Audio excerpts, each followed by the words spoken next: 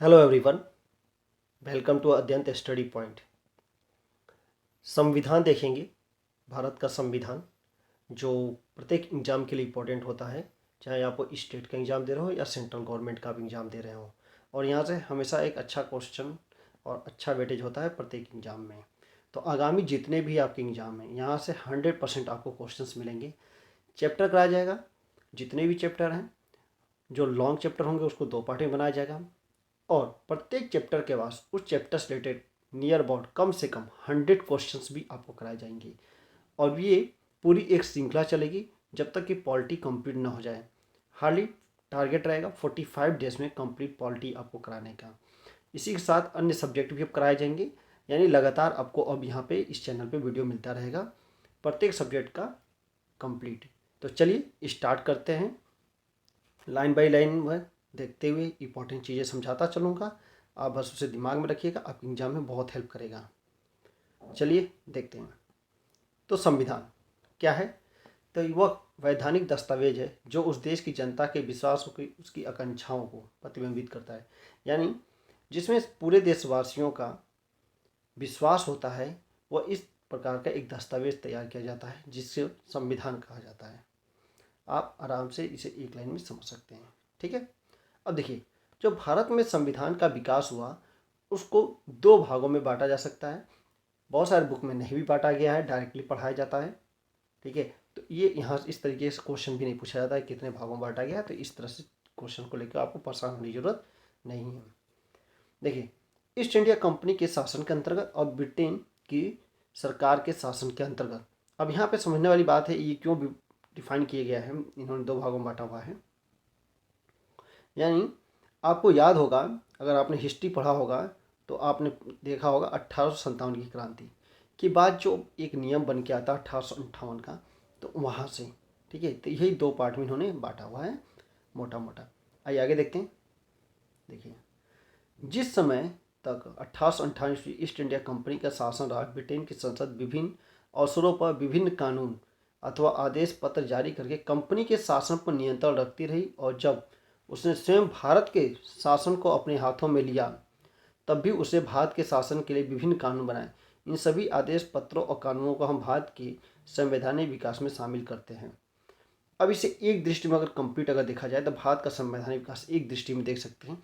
आगे इसका पूरा वर्णन करूँगा, पूरा इस समझाऊँगा, तो देखते रहिए और समझने की कोशिश कीजिए। तो देखिए, ब्रिटिश ईस्ट इंडिया कंपनी, ठीक है, के अंतर्गत 1773 से 1853 तक एक पार्ट ये। अब ब्रिटिश क्राउन के अंतर्गत जब नियंत्रण क्राउन के अंतर्गत चला जाएगा, यानी महारानी के अंतर्गत चला जाता है, तो वो एक पार्ट बन जाएगा। अब देखिए, सुनते चलिएगा ध्यान से, आगे भी मैं बताऊंगा। रिलेटिंग एक्ट 1773, बहुत सारे यहाँ पे डेवलपमेंट होते हैं। जो बंगाल, मुंबई और मद्रास, जहाँ पे इनकी 3 प्रेसिडेंसी होती हैं, उन तीनों प्रेसिडेंसियों को बंगाल के प्रेसिडेंसी के अंतर्गत कर दिया जाता है। फिर पेश इंडिया एक्ट आता है 1784। अब इसमें इंपॉर्टेंट कौन कौन से एक्ट होते हैं सब इसमें नहीं पढ़ना है, ठीक है, मैं टिक करता चलूँगा। अगर आप नोट्स बनाते चलेंगे तो भी आपके लिए हेल्प करेगा, या नहीं तो आप वीडियो को फास्ट फॉरवर्ड करके देख भी सकते हैं। तो देखिए, इसमें इंपॉर्टेंट जो सबसे ज़रूरी है आपको, वो मैं टिक करते चलो। अब नोट देख लीजिए। रेगुलेटिंग एक्ट 1773 बहुत ही इंपॉर्टेंट है, हमेशा यहाँ से क्वेश्चंस बनते रहे हैं। चार्टर एक्ट 1813, चार्टर एक्ट 1833, ये जो 3 है ये ज़्यादा रोल निभाते हैं, इंपॉर्टेंट है। और आगे जैसे हम पढ़ेंगे उसे बताएंगे कहाँ से इसमें से क्वेश्चन बनते हैं। फिर इंपॉर्टेंट है आपका गवर्नमेंट ऑफ इंडिया एक्ट 1858, बहुत ही इंपॉर्टेंट है। फिर आपको पूछा जाता है भारत परिषद अधिनियम, जिसे मार्लोमेंटो सुधार भी कहा जाता है, ठीक है। फिर आता है आपका भारत शासन अधिनियम 1919, मार्टेग्यू चेम्सफोर्ड, ठीक है। भारत शासन अधिनियम 1935, ये बहुत ही इंपॉर्टेंट है, वेरी वेरी इंपॉर्टेंट में से लेकर चलिएगा। ये आपके एग्जाम में बहुत बार पूछा गया है, क्योंकि इसी का भारतीय संविधान पे सबसे ज़्यादा प्रभाव आपको देखने को मिलेगा। अब देखिए, अगस्त प्रस्ताव वेरी वेरी इंपॉर्टेंट, आपका यहाँ से हिस्ट्री से भी क्वेश्चन बनता है। अगस्त प्रस्ताव पूछा जाता है कब लाया गया था, ठीक है। क्रिप्स मिशन भी आपसे पूछा जाता है, या तो आप हिस्ट्री का पार्ट मान लीजिए या तो पॉलिटी का पार्ट मान लीजिए। समझते चलिए, देखिए यहाँ पे मैं आपको पढ़ाऊंगा तो बहुत सारी चीज़ें पॉलिटिक्स भी कोरिलेट कर दूंगा, जहाँ से आपका एक ओवरव्यू कॉन्सेप्ट बनेगा एक बड़े एग्जाम के लिए। अगर आप PCS या RO दे रहे हैं या IAS एग्जाम दे रहे हैं, तो उसमें भी आपको बहुत ज़्यादा हेल्प मिलेगा। तो बस समझने की कोशिश कीजिए, अगर क्वेश्चन घुमा के भी पूछेगा तब भी आप उसे अच्छे से टैकल कर पाएंगे। नहीं देखते हैं कैबिनेट मिशन, माउंटेन बेटी योजना। तो ये जितने भी आपके इंपॉर्टेंट्स हैं, ठीक है, तो ये सभी के सभी आपके लिए इंपॉर्टेंट होंगे, ठीक है, जो मैंने बताया अभी आपको। अगस्त प्रस्ताव, क्रिप्स मिशन, कैबिनेट मिशन और माउंटेन बेटी योजना।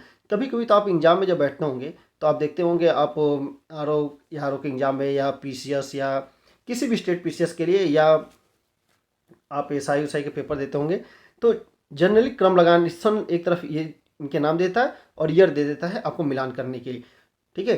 तो हमेशा याद रखिएगा, यहाँ से हमेशा क्वेश्चंस बनते रहे हैं। तो इनके डेट जो इनके समय हैं, जैसे 1935 अगस्त प्रस्ताव, 1940 क्रिप्स मिशन कब आया तो 1942, कैबिनेट मिशन कब आया तो 1946, माउंटेन बेटी योजना 1947। तो ये आपको एकदम मुँह जबानी याद होनी चाहिए, ये नहीं कि नहीं ऊपर नीचे क्रम कर दिए, ठीक है। फिर आपको भारत शासन अधिनियम 1919 बहुत ही इंपॉर्टेंट है, भारत परिषद अधिनियम 1909 बहुत इंपॉर्टेंट है। तो ये ऑटोमेटिक आपको पूरा क्रम एक तरीके से याद होना चाहिए, ठीक है। तो ये जितना मैंने टिक किया और 1858 ये आपके लिए बहुत इंपॉर्टेंट है, ठीक है। तो इतना याद रखिएगा, एक क्रम में नोट करके एक दो बार पढ़ लीजिएगा, आपको याद हो जाएगा। अब आइए देखते हैं, आगे बढ़ते हैं। और प्लीज़ अगर आपने अभी तक हमारे चैनल को सब्सक्राइब नहीं किए तो चैनल को सब्सक्राइब कर लीजिए। आइए बढ़ते हैं। देखिए 1600 ईस्वी का राजलेखा चार्टर है, ठीक, ज़्यादा इंपॉर्टेंट नहीं है। अब इसमें कैसे ईस्ट इंडिया कंपनी भारत आती है, उसके लिए क्या क्या किया गया, उसके बारे में यहाँ के पे आपको जानकारी मिल जाएगी और कुछ हिस्टोरिकल पार्ट भी आपको मिल जाएगा। तो देखिए भारत संवैधानिक कार्य ईस्ट इंडिया कंपनी की स्थापना के साथ क्या होता है, प्रारंभ होता है। यह कार्य एक राजलेख के माध्यम से किया गया, जिसे सन कब आई थी ईस्ट इंडिया कंपनी को, कब बनाया गया था, कई बार एक क्वेश्चन पूछा था, तो 1600 ईस्वी में, पहला पॉइंट, ठीक है। कौन माध्यम से, किसने, महारानी एलिजाबेथ प्रथम ने 31 दिसंबर 1600 ईस्वी को ईस्ट इंडिया कंपनी की क्या की, स्थापना की। उसे पूर्व के देशों में क्या करना था, व्यापार करने के लिए बनाया गया। तो 3 पॉइंट ये याद रखिएगा, ठीक है। हिस्टोरिकल बैकग्राउंड आपको पता होना चाहिए, ठीक है। आइए आगे बढ़ते हैं। इसके पहले देख लेते हैं परीक्षा के दृष्टि से इंपॉर्टेंट चीज़ें। देखिए भारत में ईस्ट इंडिया कंपनी की स्थापना किस चार्टर के तहत की गई, तो याद रखिएगा 1600 ईस्वी के, 1600 में आया, बस 1600 ईस्वी, अगर आपने हिस्ट्री पढ़े होंगे वहाँ पे भी आता है, तो वहाँ पे भी आपका एक बार पढ़ सकते हैं। महारानी एलिजाबेथ ने ईस्ट इंडिया कंपनी की स्थापना पर किसके स्थान पूर्वी देशों में व्यापार करने की आज्ञा प्रदान की, तो किसके को प्रदान किया था, आज्ञा प्रदान किया था, तो लॉर्ड मेयर। इंपॉर्टेंट है, बहुत कम लोग जानते हैं, ये आपके लिए इंपॉर्टेंट होगा, याद रखिएगा। ईस्ट इंडिया कंपनी भारत में अपना कार्य कहाँ से प्रारंभ किया, तो कहाँ से, सूरत, ठीक है। कहाँ से प्रारंभ किया था, सूरत यानी गुजरात के एरिया। अगर आप देखेंगे तो ये अगर भारत का मैप अगर देख लिया जाए तो देखिए, तो यहाँ से इन्होंने प्रारंभ किया था इस तट से, ठीक है, यानी पश्चिमी तट सूरत से, याद रखिएगा। आइए आगे बढ़ते हैं।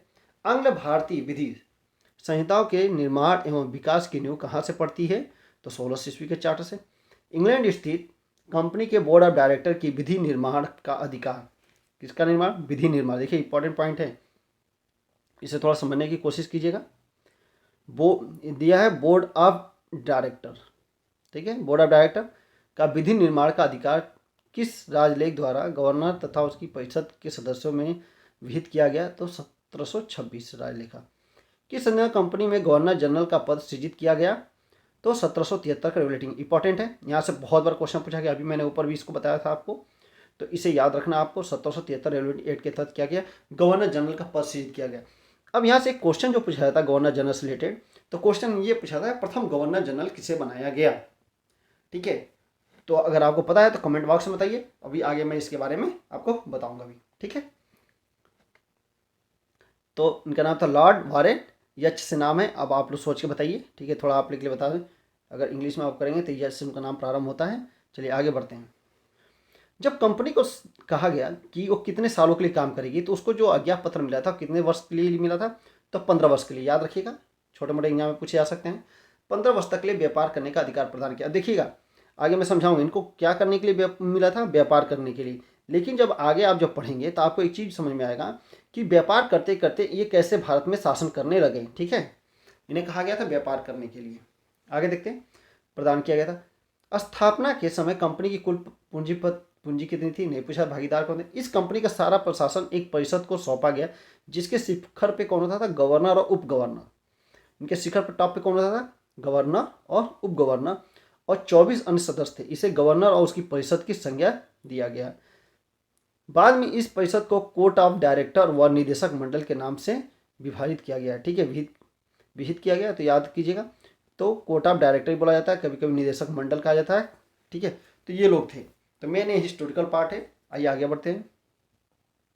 1726 का जो राजलेख आप देखेंगे तो 3 प्रेसिडेंसी थी, ठीक है, राजलेख दौरान, कोलकाता, मुंबई, मद्रास। ओके, याद रहेगा।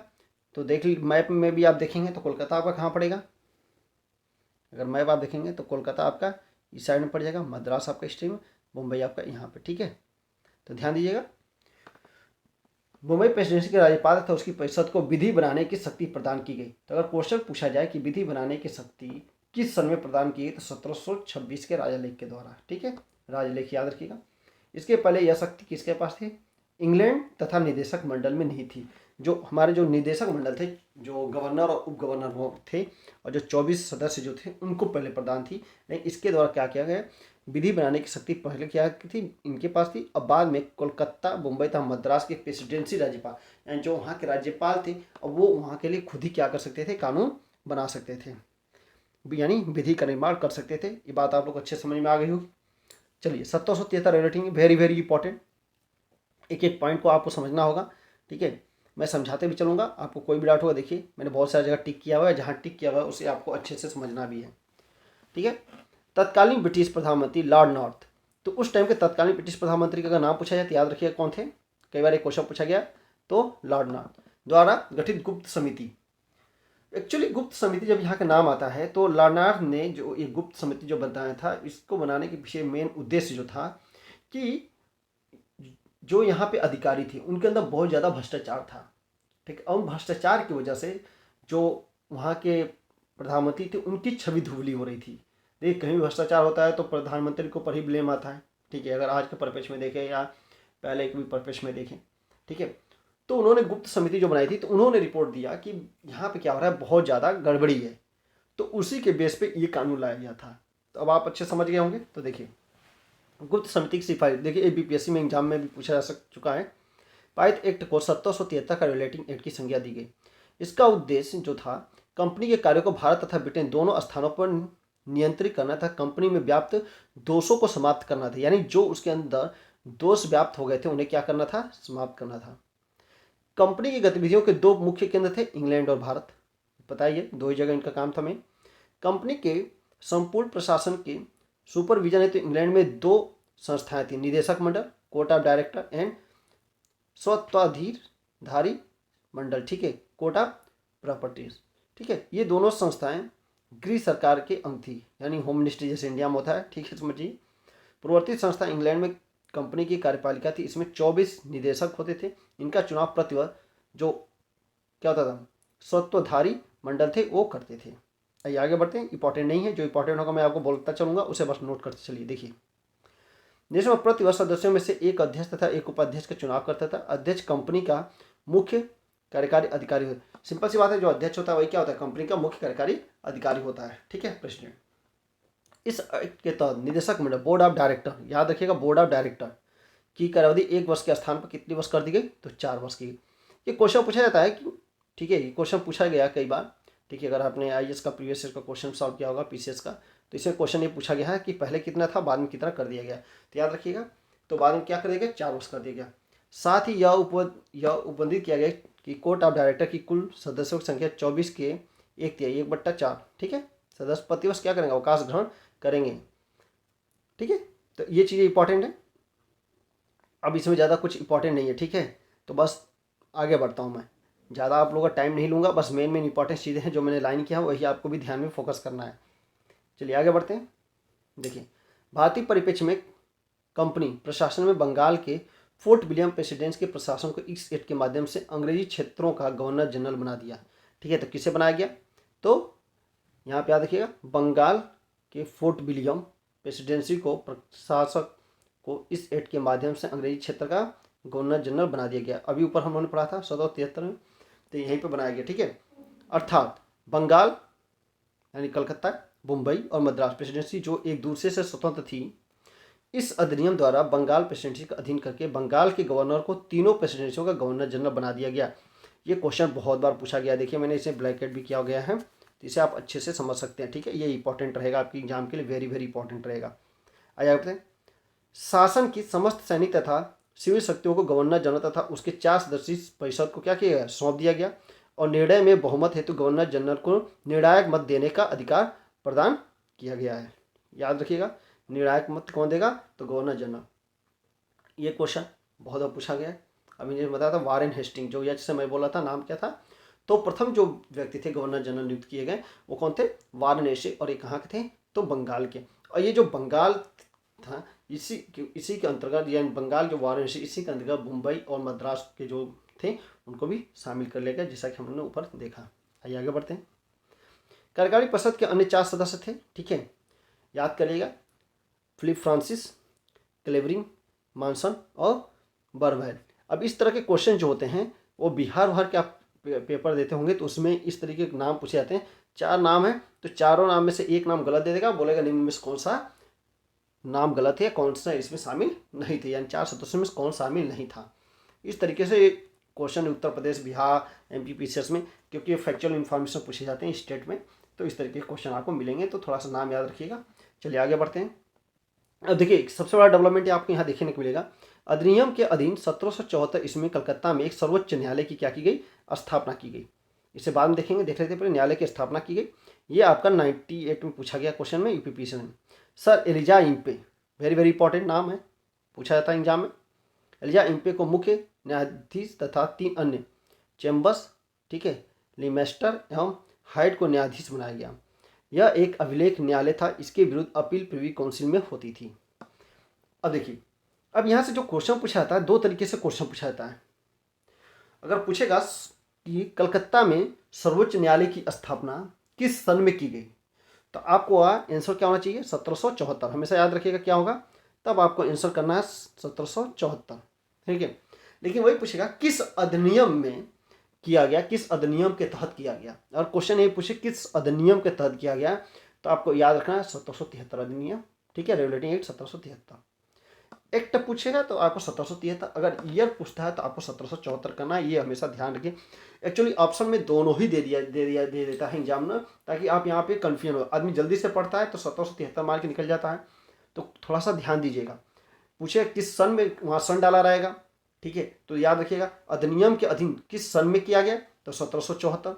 और किस एक्ट के तहत किया गया, किस अधिनियम के तहत किया गया, तो आपको अगर, क्योंकि केवल अधिनियम पूछा जाता है 1773 अधिनियम है, लेकिन किस सन में किया जाता है तो उस अधिनियम के तहत 1774 में किया गया। एंड जस्ट जो अधिनियम है उसके 1 साल बाद किया जाता है, तो इससे थोड़ा सा बस अंतर है, इसीलिए यहाँ से क्वेश्चन पूछा जाता है एग्जाम में। बहुत सारे लोग इसमें डाउट करके गलत करके आते हैं, तो थोड़ा ध्यान दीजिएगा। आइए आगे बढ़ते हैं। और देखिए परीक्षा की दृष्टि से गवर्नर जनरल वाराणसी के 4 सदस्यीय परिषद में कौन कौन शामिल थे, अभी हम लोगों ने पढ़ा, तो नाम याद रखिए। गवर्नर जनरल तथा उसकी परिषद किसके प्रति उत्तरदायी थे, तो इंग्लैंड स्थित निदेशक मंडल। अब ये क्वेश्चन क्या पूछेगा, देखिए गवर्नर जनरल तथा उसकी परिषद किसके प्रति उत्तरदायी थी, तो जब गवर्नर जनरल पूछ दिया तो गवर्नर जनरल किसके प्रति उत्तरदायी रहेगा, तो इंग्लैंड के निदेशक बोर्ड के प्रति उत्तरदायी रहेगा, हमेशा ये ध्यान रखिएगा। ईस्ट इंडिया कंपनी के प्रबंधन शक्ति किसमें नहीं थी, तो गवर्नर जनरल उसकी परिषद में। ईस्ट इंडिया कंपनी की प्रबंधन शक्ति किसके अंदर थी, तो गवर्नर जनरल एवं उसके परिषद में थी। कोलकाता में सर्वोच्च न्यायालय का स्थापना किस अधिनियम द्वारा किया गया। अब देखिए क्वेश्चन याद देखा, मैंने पूछा आपसे बता था किस अधिनियम के द्वारा किया गया, तो 1773 के रेगुलेटिंग एक्ट के द्वारा किया गया। सर्वोच्च न्यायालय में कितने सदस्य थे, ठीक है, मुख्य न्यायाधीश कौन थे, तो 4 सदस्य थे। मुख्य न्यायाधीश कौन थे, सर एलिजा इम्पे,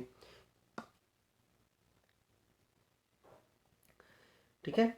देखिए किस अधिनियम में भारत के गवर्नर जनरल उसकी काउंसिल को निदेशक तथा अध्यादेश जारी करने की शक्ति प्रदान की गई। क्वेश्चन बहुत बार पूछा गया, तो याद रखिएगा रेटिंग 1773। ईस्ट इंडिया कंपनी के व्यापार भारत के अधिकार को किससे समाप्त किया गया, तो 1773, याद रखिएगा। बंगाल का प्रथम गवर्नर जनरल अभी हम लोगों ने पढ़ा, वारेन हेस्टिंग। आई होप अभी आपको याद हो गया होगा, 2-3 बार आप पढ़ लिए। रिलेटिंग एक्ट 1773 के पश्चात कोलकाता में सर्वोच्च न्यायालय की स्थापना की गई, तो 1774 में, याद होगा आपको अच्छे से मैंने समझाया था अभी। ईस्ट इंडिया कंपनी पर संसदीय नियंत्रण का प्रथम प्रयास किस अधिनियम किया था, 1773। 1765 ईस्वी को एंग्लो इंडियन इतिहास को युग परिवर्तक काल किसने कहा था, ठीक है, ये आपको भी बताना है, ठीक है। चलिए आगे बढ़ते हैं। अब देखिए ये चीज़ें आप लोग समझ में आ गई होंगी, आई होप। अब देखिए इस अधिनियम के द्वारा ब्रिटिश सरकार का कोर्ट ऑफ डायरेक्टर कंपनी की गवर्निंग बॉडी के माध्यम से कंपनी पर नियंत्रण सशक्त हो गया। भारतीय राजस्व, नागरिक और सैन्य मामलों की जानकारी ब्रिटिश सरकार को देना कंपनी के लिए अनिवार्य कर दिया गया। इस अधिनियम द्वारा कंपनी के कर्मचारियों को बिना लाइसेंस प्राप्त किए निजी व्यापार तथा भारतीय लोगों से उपहार व रिश्वत लेने को क्या कर दिया, प्रतिबंधित कर दिया गया। ठीक है, तो याद रखिएगा, ये क्वेश्चन कई बार पूछा गया है कि कब निजी व्यापार, यानी जो अंग्रेज आते थे और जो भारत में व्यापार करना चालू कर देते थे, उनके निजी व्यापार पे कब रोक लगाया गया, तो कब 1773 तक। ठीक है, याद रहेगा, आई होप। चलिए आगे बढ़ते हैं। एक्ट ऑफ सेटलमेंट, यानी जो कमियां रह गई उसी को दूर करने के लिए एक्ट ऑफ सेटलमेंट लाया गया। ठीक है, अब इसमें जो इंपॉर्टेंट चीज़ें हैं, जो क्वेश्चन बनती है, उसे हम लोग देखेंगे। ठीक है, 1773 नियंत्रण में गंभीर व्यवहारिक दोषों को दूर करने के लिए ब्रिटिश संसद के प्रवर समिति के अध्यक्ष एडमंड वर्क के सुझाव के आधार पर इस एक्ट का प्रावधान किया गया। इसे संशोधनात्मक अधिनियम, ठीक है, अमेंडमेंटिंग एक्ट का बंगाल जुडिकेचर एक्ट के नाम से जाना जाता है। ठीक है, तो ये अगर आप क्या बोलते हैं, जुडिशरी के अगर पेपर की तैयारी करते हैं तो आपके लिए इंपॉर्टेंट हो जाता है। आइए आगे बढ़ते हैं। इस एक्ट के द्वारा कलकत्ता की सरकार को बंगाल, बिहार और उड़ीसा के लिए भी विधि बनाने का प्रावधान प्रदान किया गया। ठीक है, तो अगर आप बिहार पीसीएस तैयारी करते हैं या उड़ीसा से हैं तो इस चीज़ को हमेशा याद रखिएगा, ये यहाँ से क्वेश्चन उनके स्टेट पीसीएस में बनता है। इस प्रकार अब कलकत्ता की सरकार को विधि बनाने के दो स्रोत प्राप्त हो गए। पहला रेगुलेटिंग एक्ट के अधीन वो कोलकाता प्रेसिडेंसी के लिए, और दूसरा एक्ट ऑफ सेटलमेंट के अधीन बंगाल, बिहार एवं उड़ीसा के दीवानी प्रदेशों के लिए विधि निर्मित कर सकती थी। ये आपके लिए इंपॉर्टेंट हो गया। चलिए आइए आगे बढ़ते हैं। ये आपके लिए इंपॉर्टेंट नहीं, जो चीज़ इंपॉर्टेंट होगी वही मैं बताते चलूँगा। ठीक है, अब देखिए, गवर्नर जनरल इन काउंसिल को सर्वोच्च न्यायालय की अधिकारिता से मुक्त कर दिया गया, अर्थात गवर्नर जनरल की परिषद अब जो नियम बनाएगी उसे उच्चतम न्यायालय के पास पंजीकृत करना आवश्यक नहीं होगा। तो ये इंपॉर्टेंट पॉइंट रहेगा, ध्यान दीजिएगा। आगे बढ़ते हैं, चलिए देखते हैं।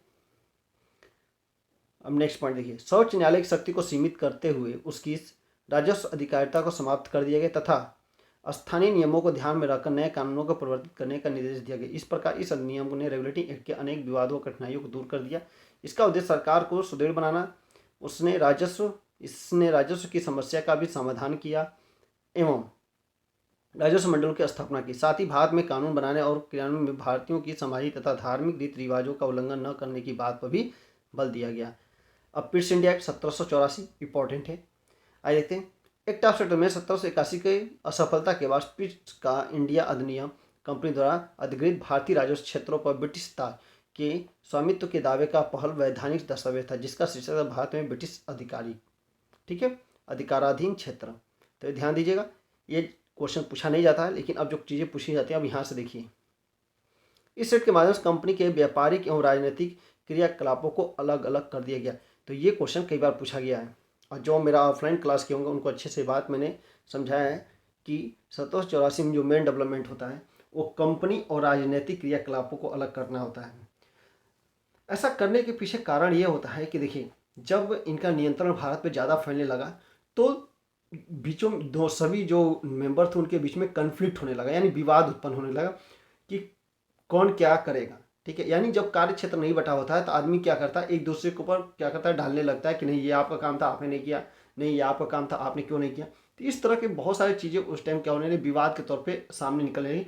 इसीलिए इसको क्या किया है, डिवाइड किया गया कि राजनीतिक क्या काम कौन करेगा और व्यापारी, क्योंकि उस टाइम क्या था, कंपनी का काम बढ़ता जा रहा था और अपना अगर साम्राज्य विस्तार करना था इनके साथ साथ, तो इन्होंने सोचा कि अगर दो अलग अलग डिपार्टमेंट बना दे, जो एक सिर्फ व्यापारिक मामले देखेगा, एक केवल राजनीतिक मामले देखे। व्यापारिक यानी केवल व्यापार करना रहेगा उसे, ब्रिटेन में भारत में पूरा व्यापार करना, माल का आदान प्रदान करना, ठीक, इससे रिलेटेड डील करेगी। और एक जो राजनीतिक होगा, जो यहाँ पे राज्यों का, अन्य राज्यों का अधिग्रहण करना, उनके ऊपर कैसे राजनीतिक बढ़त बनानी, इस तरह के काम के लिए। ठीक है, तो आई होप आपको समझ में आ गया होगा कि क्यों किया गया यहाँ पे।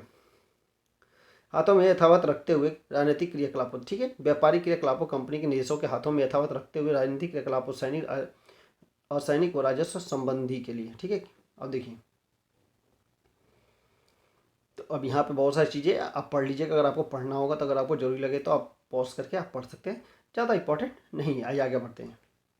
नियंत्रण और पर्यवेक्षण है तो इंग्लैंड में एक 6 सदस्यीय नियंत्रक मंडल, ठीक है, बोर्ड ऑफ कंट्रोल की स्थापना की गई। यहाँ तो बोर्ड ऑफ कंट्रोल, ठीक है, कई बार इसे हम लोग BOC बोलते हैं, बोर्ड ऑफ कंट्रोल, और BOD बोर्ड ऑफ डायरेक्टर के नाम से जानते हैं। ठीक है, क्या स्थापना अध्ययन होगी, बोर्ड ऑफ कंट्रोल की अनुमति के बिना गवर्नर जनरल को किसी भी देसी नरेश के साथ संघर्ष आरंभ करने अथवा सहायता का आश्वासन देने का अधिकार न था।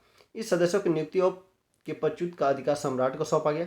6 सदस्यों में से एक चांसलर ऑफ एक्सचेंजर कर, एक राज्य सचिव तथा 4 व्यक्ति प्रिवी काउंसिल सदस्य होते थे। इस प्रकार अब भारतीय उपनिवेश के 2 शासक थे। ठीक है, अब यहाँ से चीज़ें और गड़बड़ होंगी। ठीक है, कंपनी का निदेशक बोर्ड और दूसरी नियंत्रक मंडल के माध्यम से सम्राट यह स्थिति 1858 तक बनी रही। ठीक है, गवर्नर जनरल की परिषद की संख्या 4 से कम करके 3 कर दी गई। इस परिषद को भारत में शासन तथा सैन्य शक्ति, युद्ध, संधि, राजस्व एवं देशी राजस्व आदि के अधीक्षण की शक्तियाँ प्रदान की। प्रांतीय सदस्य के संख्यों की संख्या कम कर दी गई। ठीक है, पूछा नहीं जाता है। देखिए, अब इंपॉर्टेंट चीज़ मैंने यहाँ पर क्लिक किया हुआ है। केंद्रीय शासन का अनुपालन न करने पर गवर्नर जनरल को प्रांतीय सरकार को बर्खास्त करने का अधिकार प्रदान किया गया इस अधिनियम के द्वारा। इंपॉर्टेंट है, पूछा जाता है ये क्वेश्चन। ठीक है, भारत में नियुक्त अंग्रेज अधिकारियों का अवैध कार्यों पर मुकदमा चलाने हेतु इंग्लैंड में एक कोर्ट की स्थापना की। कहाँ पे? अगर इंडिया में गड़बड़ करता है ब्रिटिश अधिकारी, ठीक है, तो उसके लिए एक इंग्लैंड क्या कोर्ट की स्थापना की गई। इस तरह कंपनी कर्मचारियों को उपहार लेने पर प्रतिबंध कर दिया गया, पहले भी किया जा चुका था। इस अधिनियम के द्वारा गवर्नर जनरल को देशी राजाओं से युद्ध संधि करने से पूर्व कंपनी के डायरेक्टरों से स्वीकृति लेना अनिवार्य कर दिया गया। यानी कहने वाला भी यह है कि कोई भी गवर्नर जनरल जो देशी राजाओं के साथ युद्ध करना चाहता था या कोई अगर संधि करनी चाहती थी तो उसे क्या कहता था, डायरेक्टर से क्या होता था, स्वीकृति लेनी पड़ती थी। ध्यान दीजिएगा। आइए कुछ परीक्षा दृष्टि इंपॉर्टेंट चीज़ें हैं, ये बहुत इंपॉर्टेंट है, जो भी मैं बताता चलूँगा याद करते चलिएगा, नोट करते चलिएगा। किस एक्ट के द्वारा सर्वोच्च न्यायालय की अधिकारिता के गवर्नर जनरल इन काउंसिल से मुक्ति कर दिया गया? तो 1781 में। सर्वोच्च न्यायालय के राजस्व अधिकारियों को किस एक्ट के द्वारा समाप्त किया गया? तो 1781। इंपॉर्टेंट नहीं है, ये दोनों क्वेश्चन पूछे नहीं जाते हैं। ये देखिए, सर्वप्रथम किस गवर्नर जनरल को था किस अधिनियम द्वारा गवर्नर जनरल तथा मुख्य सेनापति दोनों की शक्तियाँ प्रदान की गई? तो 1786 के अधिनियम के द्वारा ये लॉर्ड कॉर्नवालिस। ठीक है, याद रखिएगा इनाम, ये इंपॉर्टेंट है, कई बार एग्जाम में पूछा गया। किस अधिनियम द्वारा कंपनी के व्यापारिक राजनीतिक कार्यों को एक दूसरे से अलग कर दिया गया? वेरी वेरी इंपॉर्टेंट, कई बार ये एग्जाम में पूछा जा चुका है, तो इसे नोट कर लीजिएगा। पॉइंट आउट कर देता हूँ मैं आपको। ठीक है, इंपॉर्टेंट रहेगा। कंपनी के कर्मचारियों को जो उपहार लेने पर प्रतिबंध कर लगाया गया था 1784। कंपनी के मामले में ब्रिटिश सरकार का पहली बार कब नियंत्रण स्थापित किया था? 1784 में। कई बार पूछा जाता है ये क्वेश्चन कि कंपनी के मामलों पे ब्रिटिश सरकार का पहली बार कब नियंत्रण स्थापित होता है? 1784 ईस्ट इंडिया एक्ट के तहत। एक्ट के तहत निर्मित बोर्ड ऑफ कंट्रोल का अध्यक्ष कौन होता था? ब्रिटिश मंत्रिमंडल के एक सदस्य था। ज़्यादा बाकी इसमें कोई चीज़ें इंपॉर्टेंट नहीं, जो इंपॉर्टेंट है मैंने आप लोगों को बता दिया। ठीक है, अब देखिए 1813 ईस्वी के चार्टर के द्वारा भारतीयों की शिक्षा जो व्यय के लिए कितने रुपए की राशि निर्धारित की? ये क्वेश्चन कई बार पूछा जा चुका है। अगर प्रीवियस ईयर का पेपर देखेंगे तो कई बार पूछा गया। आज के टाइम में ये क्वेश्चन पूछा नहीं जाता है। ठीक है, बट फिर भी जो शिक्षा से रिलेटेड किसी भी डिपार्टमेंट की तैयारी करते हैं तो उनके लिए इम्पोर्टेंट हो जाता है, तो थोड़ा देख के चलेंगे। भारत में आकर बसंत व्यापार करने के लिए आने वाले अंग्रेजों को लाइसेंस देना किस चार्टर द्वारा अनिवार्य कर दिया गया? तो 1813। ठीक है, अनिवार्य नहीं किया गया, कुछ प्रतिबंधों के साथ छूट मिली थी। ठीक है, बट यहाँ पर अनिवार्य वर्ड यूज किया है, तो ध्यान दीजिएगा 1813 के द्वारा। किस अधिनियम द्वारा गवर्नर जनरल के सदस्यों की संख्या 4 से 3 कर थे? 1784 इंपॉर्टेंट नहीं थे, जो इंपॉर्टेंट था मैंने आपको बता दिया है। चलिए आइए आगे बढ़ते हैं। 1786 अधिनियम, एक्ट ऑफ 1786। इस अधिनियम के द्वारा गवर्नर जनरल को विशेष परिस्थितियों में अपने परिषद के निर्णय को निरस्त करने, अपने निर्णय को लागू करने का अधिकार प्रदान किया गया। इंपॉर्टेंट है, कई बार एग्जाम में पूछा जा चुका है, ये ध्यान दीजिएगा।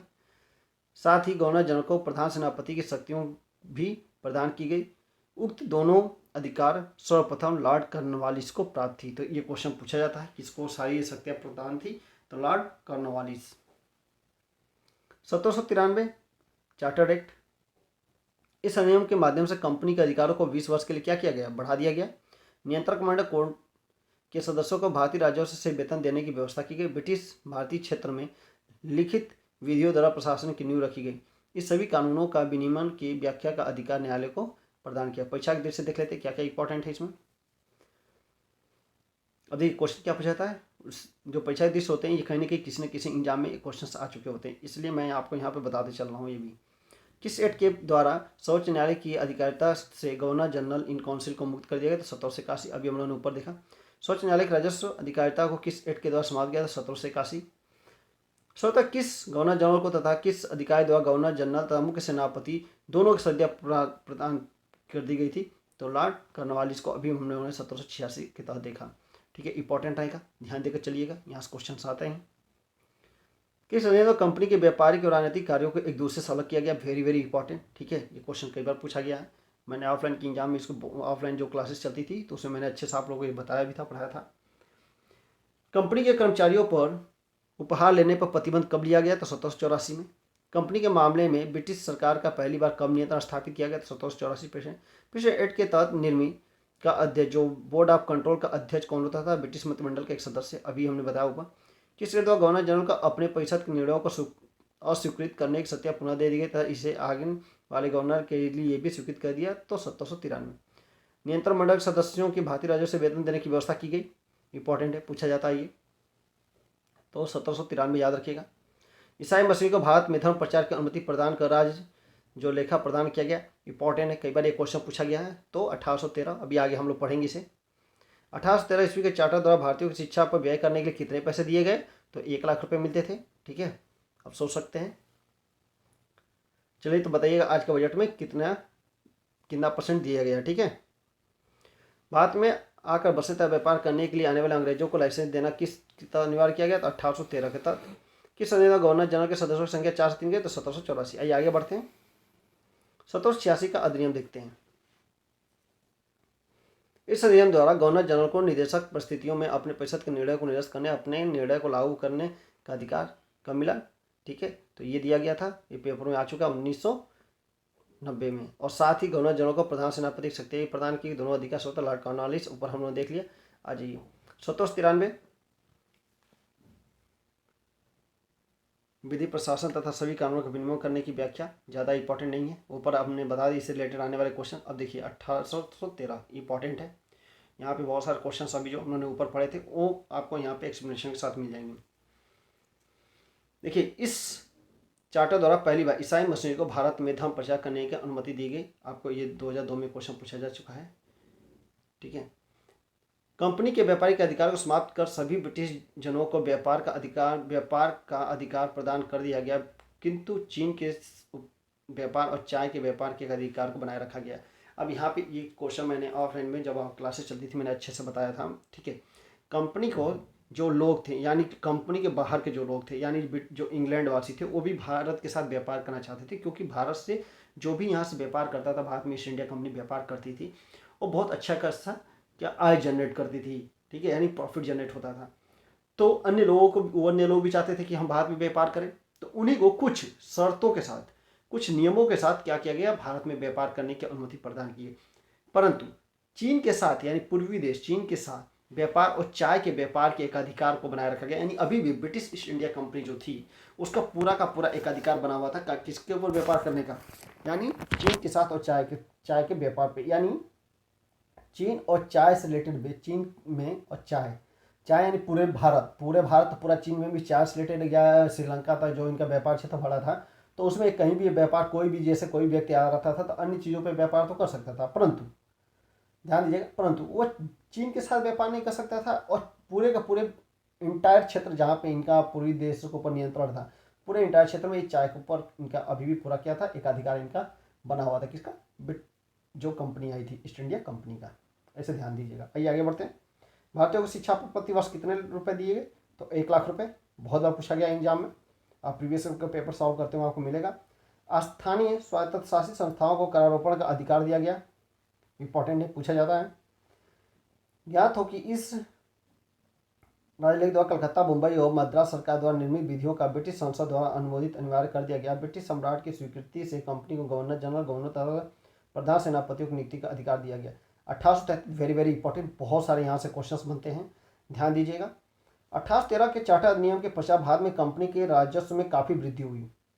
वृद्धि क्यों हुई? क्योंकि जो अन्य व्यक्ति थे वो भी व्यापार करने लगे भारत के साथ, और उनको कुछ जो लाइसेंस दिया गया उससे भी अर्निंग प्राप्त हुई, और वो जो व्यापार करने लगे अब उससे भी सरकार कर प्राप्त करने लगी। जब यहाँ से व्यापार करके वो इंग्लैंड के लिए सामान एक्सपोर्ट करते थे उससे भी, इस प्रकार क्या होगा? अर्निंग बढ़ी। ठीक है, जिस प्रकार समुचित नियंत्रण स्थापित करने के लिए ब्रिटिश संसद 1814, 1823, 1829 में अधिनियम द्वारा कंपनी कुछ अधिकार प्रदान किए, किंतु यह अधिनियम वांछित सफलता न दे गया। अतः 1833 में तीसरा चार्टर अधिनियम पारित कर निम्न प्रावधान किए गए। कंपनी का अधिकार 20 वर्ष के लिए पुनः बढ़ा दिया गया, फिर से बढ़ाया गया है। बंगाल गवर्नर जनरल को संपूर्ण भारत का गवर्नर जनरल बना दिया गया। वेरी वेरी इंपॉर्टेंट क्वेश्चन है, याद करके चलिएगा, ठीक है। ये क्वेश्चन बहुत बार एग्जाम में पूछा गया है और कंफ्यूज नहीं होना है, ठीक है।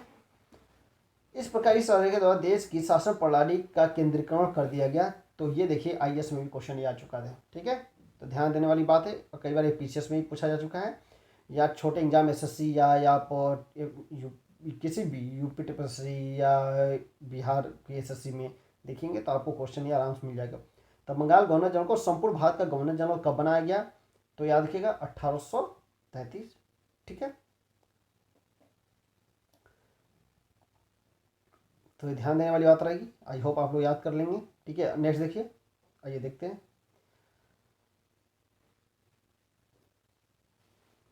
परिषद गवर्नर जनरल को पूरे भारत के लिए कानून बनाने का अधिकार प्रदान किया। नियंत्रण मंडल द्वारा कानून के अस्वीकृत कर स्वयं कानून बना सकता था। गवर्नर जनरल की परिषद द्वारा पारित कानून को अधिनियम कहा जाने लगा, तो फिर इसके पूर्व निर्मित अधिनियम को विनियम कहा जाने लगा। तो कब अधिनियम कहा जाएगा, कब विनियम कहा गया, तो इस चीज़ को ध्यान दीजिएगा। अगर आप किसी भी PCS या किसी अच्छे एग्जाम में अगर आप जाते हैं तो इस तरह के क्वेश्चन आपके पूछा जा सकता है, ठीक है। तो ध्यान दीजिएगा 18 के संबंध में। ये बम्बई तथा मद्रास की परिषद के विधि निर्माण की शक्तियों को वापस ले लिया गया। जो बम्बई और मद्रास को जो विधि निर्माण की शक्तियाँ दी गई थी उन्होंने क्या किया, वापस लिया।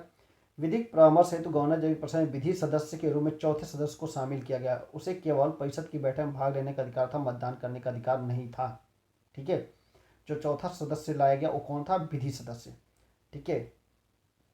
कंपनी के व्यापारिक अधिकार चार था चीन के, देख लेते पहले, चाहे था चीन के साथ व्यापार से समाप्त कर दिया गया तथा कंपनी को प्रशासनिक राजनीतिक दायित्व सौंप दिए गए। अब जो अभी हम लोग पढ़ रहे थे, ठीक है, अभी हम लोग पढ़े, ऊपर आइए एक बार दिखा दो आप लोगों को, ठीक है। जब भी हम लोग 1813 पढ़ रहे थे, यहाँ क्या कहा गया था, ठीक है, व्यापारिक अधिकार को समाप्त कर सभी ब्रिटिश जनों को व्यापार करने का अधिकार प्रदान किया गया। चीन के साथ व्यापार और चाय के व्यापार के एक अधिकार क्या था, अभी भी ब्रिटिश कंपनी को बना, लेकिन जस्ट यहाँ देखेंगे 1833 आते आते इसको भी समाप्त कर दिया गया। यानी अब जो भी कोई चाहता था और जो भी कोई था, यानी कोई भी ब्रिटिशियन क्या कर सकता था, अब चीन के साथ ही व्यापार कर सकता था और चाय का भी व्यापार भारत में या इंटायर जहाँ भी पूर्वी देशों में इनका अधिकार था वहाँ कर सकता था, ठीक है। यानी ये बात आपको अच्छे समझ में आ गई होगी।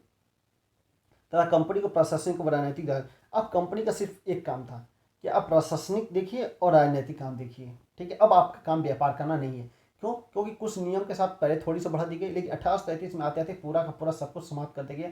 अब प्रत्येक ब्रिटिश जो इंग्लैंडवासी थे, ब्रिटिशियन थे, वो आके भारत में व्यापार कर सकते थे, ठीक है। तो अब इनका क्या कारण रहना गया, ईस्ट इंडिया कंपनी का भारत में क्या काम रह गया, तो सिर्फ और सिर्फ एक काम रह गया, प्रशासनिक एवं राजनीतिक दायित्व सौंपा गया और केवल यही काम उनको करना था। विधियों के संहिताकरण के लिए गवर्नर जनरल के आयोग गठित करने का अधिकार दिया गया। 1834 में लॉर्ड मैकाले के अध्यक्षता 4 सदस्यीय प्रथम विधि आयोग गठित किया। ये क्वेश्चन बहुत बार पूछा गया है, वेरी वेरी इंपॉर्टेंट, ठीक है। मैं भी बता रहा हूँ, मैंने ऑफलाइन क्लास में मैंने बहुत बार अपने बताया था, इसे ध्यान दीजिएगा कि लॉर्ड मैकाले के अध्यक्षता में 4 सदस्यीय प्रथम विधि आयोग की स्थापना की गई, ठीक है। इस सेट के द्वारा भारत में दास प्रथा को विधि विरुद्ध घोषित किया गया तथा अंततः 1843 नियम 5 में उसका उन्मूलन कर दिया गया। तो कई बार एक क्वेश्चन पूछा गया, अधिनियम की धारा 87 के तहत कंपनी के अधीन सरकारी पदों के चयन में किसी व्यक्ति के धर्म, जन्मस्थान, मूलवंश तथा रंग के आधार पर अयोग्य न ठहराए जाने का उपबंध किया गया। यह भारतीय संविधान में भी इसकी व्याख्या है, ठीक है, कि जन्म, धर्म, स्थान इस सब चीज़ों अयोग किसी को नहीं ठहरा सकते। आगे देखेंगे हम लोग जो भारतीय संविधान के आगे पढ़ेंगे, ठीक है।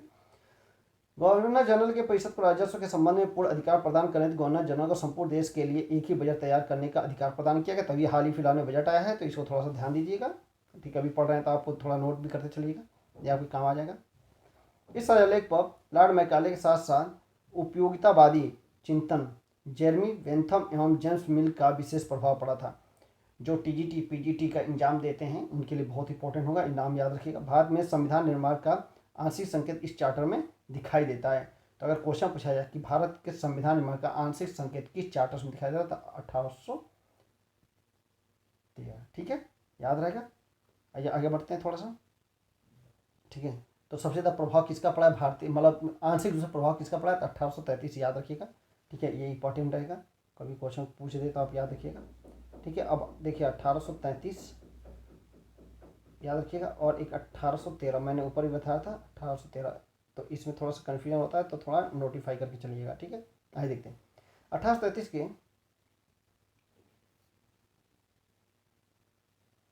1833 न्यायालय के पूर्व निर्धारित विधियों को विनियम कहा जाता था, जबकि इन अधिनियम द्वारा निर्मित विधि अधिनियम कहलाती थी।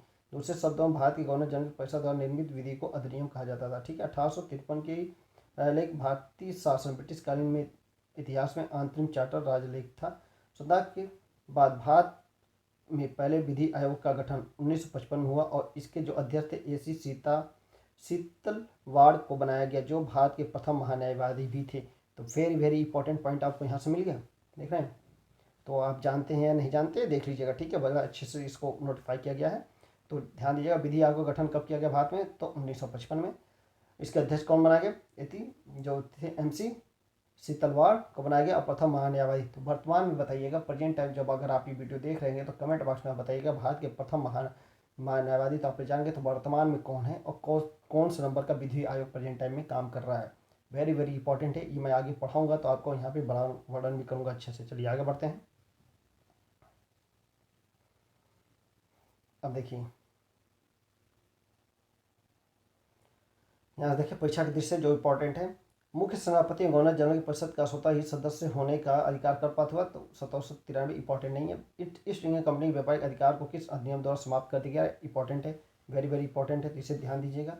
क्वेश्चन पूछा जा सकता है कि ईस्ट इंडिया कंपनी के व्यापारिक अधिकार को किस अधिनियम के द्वारा समाप्त किया गया था? किस अधिनियम के द्वारा समाप्त किया गया था? 1833। भारत का प्रथम गवर्नर जनरल कौन बना? तो लॉर्ड विलियम बेंटिंक, याद रखिएगा। भारत का प्रथम गवर्नर जनरल कौन बना था? तो लॉर्ड विलियम बेंटिक।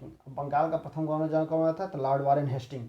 तो देखिए 1833 में, ठीक है। कब बने? तो 1833 में लॉर्ड विलियम बेंटिक।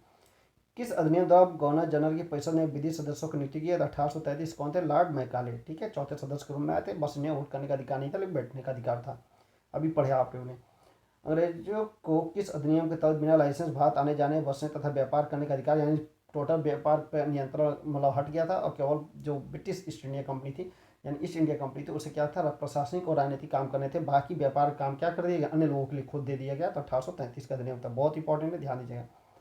स्वतंत्र भारत में शासन को केंद्रीकरण का प्रयास किस अधिनियम में दिखाई देता है? 1833। अभी हम लोगों ने देखा ऊपर बताया, दास प्रथा को समाप्त कर दिया गया, ठीक है। गैर कानून घोषित किया गया था 1833 चार्टर अधिनियम के द्वारा, ठीक है। देखिए 1853 का राजलेख। 1853 का चार्टर अधिनियम भारतीय द्वारा कंपनी के प्रतिवादियों शासन के समाप्ति की मांग तथा व्यापारी जनरल लॉर्ड डलहौजी द्वारा कंपनी के शासन में सुधार हेतु प्रस्तुत रिपोर्ट के संदर्भ में पारित किया गया। इसके प्रमुख प्रावधान अधोलिखित हैं। अब देखिए ये जो व्यक्ति देख रहे हैं लॉर्ड डलहौजी, ठीक है, इसकी जो हड़प नीति है, इसका कहीं ना कहीं इसका एक प्रभाव आपको हिस्ट्री में जब आप पढ़ेंगे, और हिस्ट्री को जब पॉलिटिक्स थोड़ा सा मिला कर पढ़ने की कोशिश करेंगे, समझने का एक कॉन्सेप्ट बनाने की कोशिश करेंगे, तो आपको एक नया फैक्ट या एक नया कैलकुलेशन पे आप पहुँचते हुए दिखाई देंगे। चलिए आगे बढ़ते हैं। यहाँ हिस्ट्री की बात नहीं हो रही, पॉलिटिक बात हो रही है। चलिए, इस संविधान द्वारा विधायी कार्यों को प्रशासनिक कार्यों से पृथक करने की व्यवस्था की गई। विधि निर्माण हेतु भारत के लिए एक अलग 12 सदस्यीय विधान परिषद की स्थापना की गई। Very very important, Vidhan Parishad, ठीक है। आज भी यूज होता है विधान परिषद, आपने सुना भी होगा। तो अच्छा चलिए बताइए कमेंट बॉक्स में, कुल भारत में अब प्रेजेंट टाइम में कितने विधान परिषद हैं, ठीक है। आपको केवल बताना है नंबर ऑफ संख्या विधान परिषदों की। अच्छा ठीक है, तो बताइएगा उत्तर प्रदेश में विधान परिषद है या नहीं। चलिए आगे बढ़ते हैं। विधान परिषद का प्रमुख कार्य देश के लिए विधि बनाना था, किंतु इस विधि को अधिनियम एक्ट बनाने के लिए गवर्नर जनरल की अनुमति आवश्यक थी। ऐसी विधियों को गवर्नर जनरल वीटो भी कर सकता था, यानी वीटो यानी उस पर रोक भी लगा सकता था। ये ध्यान दीजिएगा, वीटो पावर, ठीक है, यूज किया जाता है। आपने अगर यूनाइटेड नेशन के बारे में अगर पढ़ा होगा तो वहाँ पे ये वर्ड का बहुत ज़्यादा यूज किया जाता है। चलिए आगे देखते हैं। बंगाल के प्रशासनिक कार्यों के लिए एक पृथक लेफ्टिनेंट गवर्नर नियुक्त किया गया। विधि सदस्य को गवर्नर जनरल की परिषद का पूर्ण सदस्य बना दिया। अभी जो विधि सदस्य था जो केवल आता था, बस उसका कोई काम नहीं था, और जो विधि सदस्य जो बनाया गया, ठीक है, अब ये क्या हो गया, गवर्नर जनरल की परिषद का एक क्या हो गया, पूर्ण सदस्य बन गया। अब पहला विधि सदस्य कौन बनाया गया था? तो लॉर्ड मैकाले, 1833। जब अभी मैं ऊपर पढ़ा था आपको बताया था मैंने वहाँ पे, ठीक है। तो इस छोटी छोटी बातों को भी ध्यान रखिएगा, पीछे से कोरिलेट करते चलिएगा, आपको एक कॉन्सेप्ट तक बनता रहे, ठीक है। आइए देखते हैं, इन्हें भी जानिए। अब देखिए, लॉर्ड रिपन द्वारा 1883 में प्रस्तुत विधेयक, जिसमें भारतीय मजिस्ट्रेटों को भारत में बसे यूरोपियों के मुकदमे की सुनवाई का अधिकार दिया गया था, को इल्बर्ट बिल कहा जाता है। कई बार पूछा जाता है कि इल्बर्ट बिल कब लाया गया था, तो ये याद रखिएगा, ठीक है, वेरी वेरी इंपॉर्टेंट है। केवल क्वेश्चन आपके, अगर आपने प्रीवियस क्वेश्चन सॉल्व करते होंगे तो आपने सुना, आपने कहीं ना कहीं क्वेश्चन जरूर आपने देखा होगा कि इल्बर्ट बिल के बारे में व्याख्या की गई है, ठीक है। भारत परिषद अधिनियम 1861 द्वारा व्यवसाय को परिषद द्वारा अधिक कुशलता से कार्य संपादित हेतु नियम बनाने की शक्ति दी गई। व्यवसाय लॉर्ड कैनिंग ने विभिन्न विभाग भिन्न भिन्न सदस्यों को दिए जिसके प्रशासनिक के लिए उत्तरदायी थे। इस प्रकार बाद में मंत्रिमंडलीय व्यवस्था की शुरुआत की गई, ठीक है। अब इसमें देखिए एक यहाँ पे एक वर्ड आपने अभी देखा, विभाग। कई बार ये पूछा भी जाता है क्वेश्चन में, विभागीय प्रणाली के जन्मदाता कौन है, ठीक है। जो विभागीय प्रणाली की जन्मदाता कौन है, तो लॉर्ड कैनिंग, ठीक है। तो याद रखिएगा, कई बार ये क्वेश्चन पूछा गया है, तो थोड़ा ध्यान दीजिएगा, यहाँ से कोरिलेट कर लीजिएगा आप लोग। 1858 के अधिनियम द्वारा भारत के गवर्नर जनरल को वायसराय कहा जाने लगा। गवर्नर जनरल और वायसराय एक ही व्यक्ति होता था, ठीक है। वायसराय और गवर्नर जनरल क्या होता था, एक ही व्यक्ति होता था। जब वह ब्रिटिश प्रांतों का शासन देखता था तब गवर्नर जनरल होता था, तथा भारतीय राजाओं के साथ ब्रिटिश सम्राट के प्रतिनिधि के रूप में कार्य करता था तो वायसराय कहलाता था। तो कई बार जब वर्ड यूज होगा आगे जब आप पढ़ेंगे तो कई लोग कन्फ्यूज होते हैं कि जब पढ़ाते वक्त, जब क्लास में या कहीं भी जब मैंने पढ़ाते वक्त वर्ड यूज किया तो वही लोग समझते हैं कि अच्छा अभी तो सर बताया था कि वायसराय बन गया 1858 के बाद, लेकिन अब कहाँ से बार बार बोल रहे हैं कि नहीं गवर्नर जनरल है। तो समझ रहे हैं ना, यहाँ पे देखिए, यहाँ पे साफ साफ बातें यहाँ पे लिखी भी गई हैं, ठीक है। ये चीज़ मैंने समझाया भी था क्लास में, तो थोड़ा सा ध्यान दीजिएगा। 1858 द्वारा भारत के गवर्नर जनरल को वायसराय कहा जाने लगा, ठीक है, जो लॉर्ड कैनिंग बनते हैं। गवर्नर जनरल और व्यवसाय जो वायसराय एक ही व्यक्ति हुआ करता था। अब यहाँ से मेन पॉइंट आकर आपके सामने आएगा, जब वह ब्रिटिश प्रांतों का शासन देखता था तो क्या होता था, गवर्नर जनरल। जब क्या करेगा, ब्रिटिश प्रांतों का शासन जब वो देखेगा तब क्या करेगा, गवर्नर जनरल। और जब वो भारतीय राजाओं के साथ ब्रिटिश सम्राट के प्रतिनिधि के रूप में कार्य करता था तो वायसराय कहलाता था। दोनों अलग रशिए। जब वो किसी भी मान लो भारतीय राजा के साथ वो क्या करता था, उसके साथ बातचीत करता था या प्रतिनिधित्व करता था, भाई अब वहाँ तो बेटे से तो राजा आएगा नहीं, ठीक है, तो यहाँ पे करना होगा, कोई करेगा। तो जब वो बात करता था भारतीय राजाओं से तो एक तरह से वो मुखड़ा होता था ब्रिटिश सम्राट का, ठीक है, के प्रतिनिधि के रूप में कार्य करता था, तथा उस टाइम वो क्या हो जाता था, वायसराय हो जाता था। तो इसको ये पॉइंट इंपॉर्टेंट है। कई जगह आपने देखा हो बहुत सारे लोग पढ़ाते हैं लेकिन इस चीज़ को क्लियर नहीं करते हैं। अब बहुत सारे वीडियो देख लीजिएगा, तो यहाँ पे थोड़ा ध्यान दीजिएगा, ठीक है। ये इंपॉर्टेंट रहेगा आपके लिए, समझ के लिए, एक समझ डेवलप करने के लिए, ठीक है। समझना बहुत जरूरी है, आने वाले समय में क्वेश्चन आपके समझ पे ही बनाए जाएंगे, ठीक है। आप फैक्चुअल क्वेश्चन के धीरे धीरे चीज़ें खत्म होती जा रही हैं, तो आपको एक थोड़ा नॉलेजेबल थोड़ा आपको बनना पड़ेगा कि नॉलेज आपके पास थोड़ा बहुत हो, ठीक है, या आप इंटरव्यू में बैठेंगे तो आपकी काम आएगा। चलिए आगे बढ़ते हैं। कंपनी के कर्मचारियों की नियुक्ति के लिए नामजदगी के स्थान पर प्रतियोगिता परीक्षाओं का आधार बनाया गया, ठीक है। पता था ना कि कोई है तो उसके बेटा बना दिया गया, फिर उसके बेटे को बेटे बना दिया गया, तो उसका इस तरह चलता था। लेकिन अब कहा गया कि अब भैया क्या होगा, प्रतियोगी परीक्षाएं कराई जाएंगी। ब्रिटिश संसद को किसी भी समय कंपनी के शासन को समाप्त करने का अधिकार किया गया, ठीक है। ब्रिटिश किसी भी समय कंपनी के शासन को क्या करेगा, समाप्त करने का अधिकार प्रदान हो गया, ठीक है। यानी कभी भी वो ब्रिटिश कंपनी को समाप्त करते हैं। निदेशक मंडल के सदस्यों की संख्या 24 से कम का 18 कर दी गई। इसमें 6 क्राउन द्वारा मनोनीत किए जाते थे, ठीक है।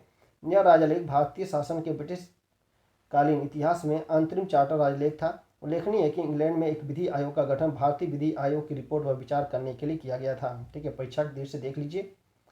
लॉर्ड मैकाले की अध्यक्षता में प्रथम विधि आयोग का गठन किस अधिनियम के तहत किया गया था, अभी मैंने ऊपर बताया था, ये इंपॉर्टेंट रहेगा प्रत्येक एग्जाम के लिए। अब ठीक है, अब वर्तमान में भारत के प्रथम कौन थे, अभी मैंने बता दिया, ठीक है, जो विधि आयोग जो 1955 में थे। अब आपको बताना है वर्तमान में कौन है और कौन से नंबर के काम कर रहे हैं।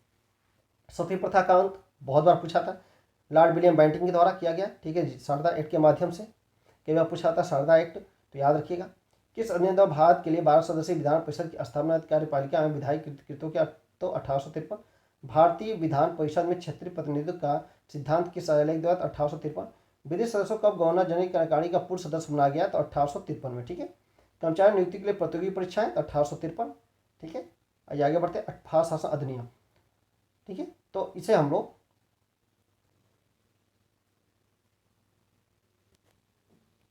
तो चलिए अब देखते हैं भारत सरकार अधिनियम 1857, वेरी वेरी इंपॉर्टेंट टॉपिक है, ठीक है। यहाँ से हमेशा क्वेश्चन पूछे जाते हैं। अब बहुत सारे यहाँ पे हिस्टोरिकल मोमेंट्स भी आपको देखने को मिलेंगे।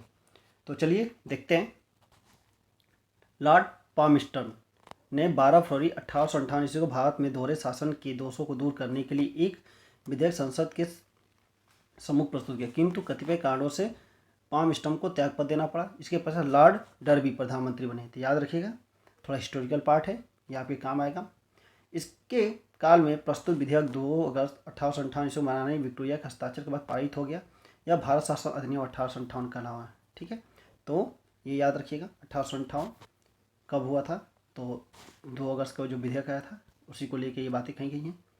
और 1858 ये इंपॉर्टेंट चीज़ें हैं। ठीक है, ये इतना पार्ट आपको याद रखना है, जिसका उद्देश्य 1857 के विद्रोह जैसी घटना को पुनरावृत्ति को रोकना तथा साथ ही प्रशासनिक व्यवस्था को स्थापित करके भारत का उपयोग ब्रिटिश औपनिवेश हित में करना था।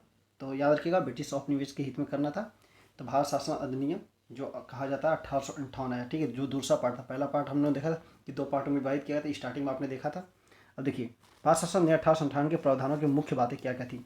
अब यहाँ से बहुत सारे क्वेश्चंस बनते हैं और यहीं से आपको इंपॉर्टेंट चीज़ें निकलेंगी। तो चलिए ध्यान से देखिएगा, जो क्वेश्चन यहाँ से निकलेंगे और जो आगे मैं बता रहा हूँ कि इससे कम से कम आपके 100 प्लस मतलब 100 तो क्वेश्चन कम से कम मिनिमम इस चैप्टर से बनाए जाएंगे, जो एक स्टैंडर्ड आपको रहेगा और सॉल्व कराया जाएगा। तो प्लीज़ अभी तक आप वीडियो अगर कंटिन्यू देख रहे हैं तो प्लीज़ वीडियो को फास्ट फॉरवर्ड में मत देखिए, एक बार से कंप्लीट देखिए और चैनल को सब्सक्राइब कीजिए। ठीक है, तो देखिए इस कानून के द्वारा भारत का शासन कंपनी के हाथों से ले लिया गया और ब्रिटिश ताज के अधीन कर दिया गया। ये क्वेश्चन कई बार पूछा गया है कि किस अधिनियम के तहत नियंत्रण क्राउन के अंतर्गत चला गया। तो भारत शासन अधिनियम 1858। ठीक है, यानी भारत शासन कंपनी के हाथों से लेकर ब्रिटिश ताज या ब्रिटिश क्राउन के अधीन कब किस अधिनियम के तहत गया, तो याद रखिएगा। नेक्स्ट देखिए, यह कार्य महारानी विक्टोरिया की एक राज की घोषणा द्वारा किया गया, जिसे लॉर्ड कैनिंग ने इलाहाबाद में 1 नवंबर 1858 को घोषित किया था। ये क्वेश्चन कई बार पूछा गया है उत्तर प्रदेश के एग्जाम में, तो ये क्वेश्चन कई बार पूछा गया है।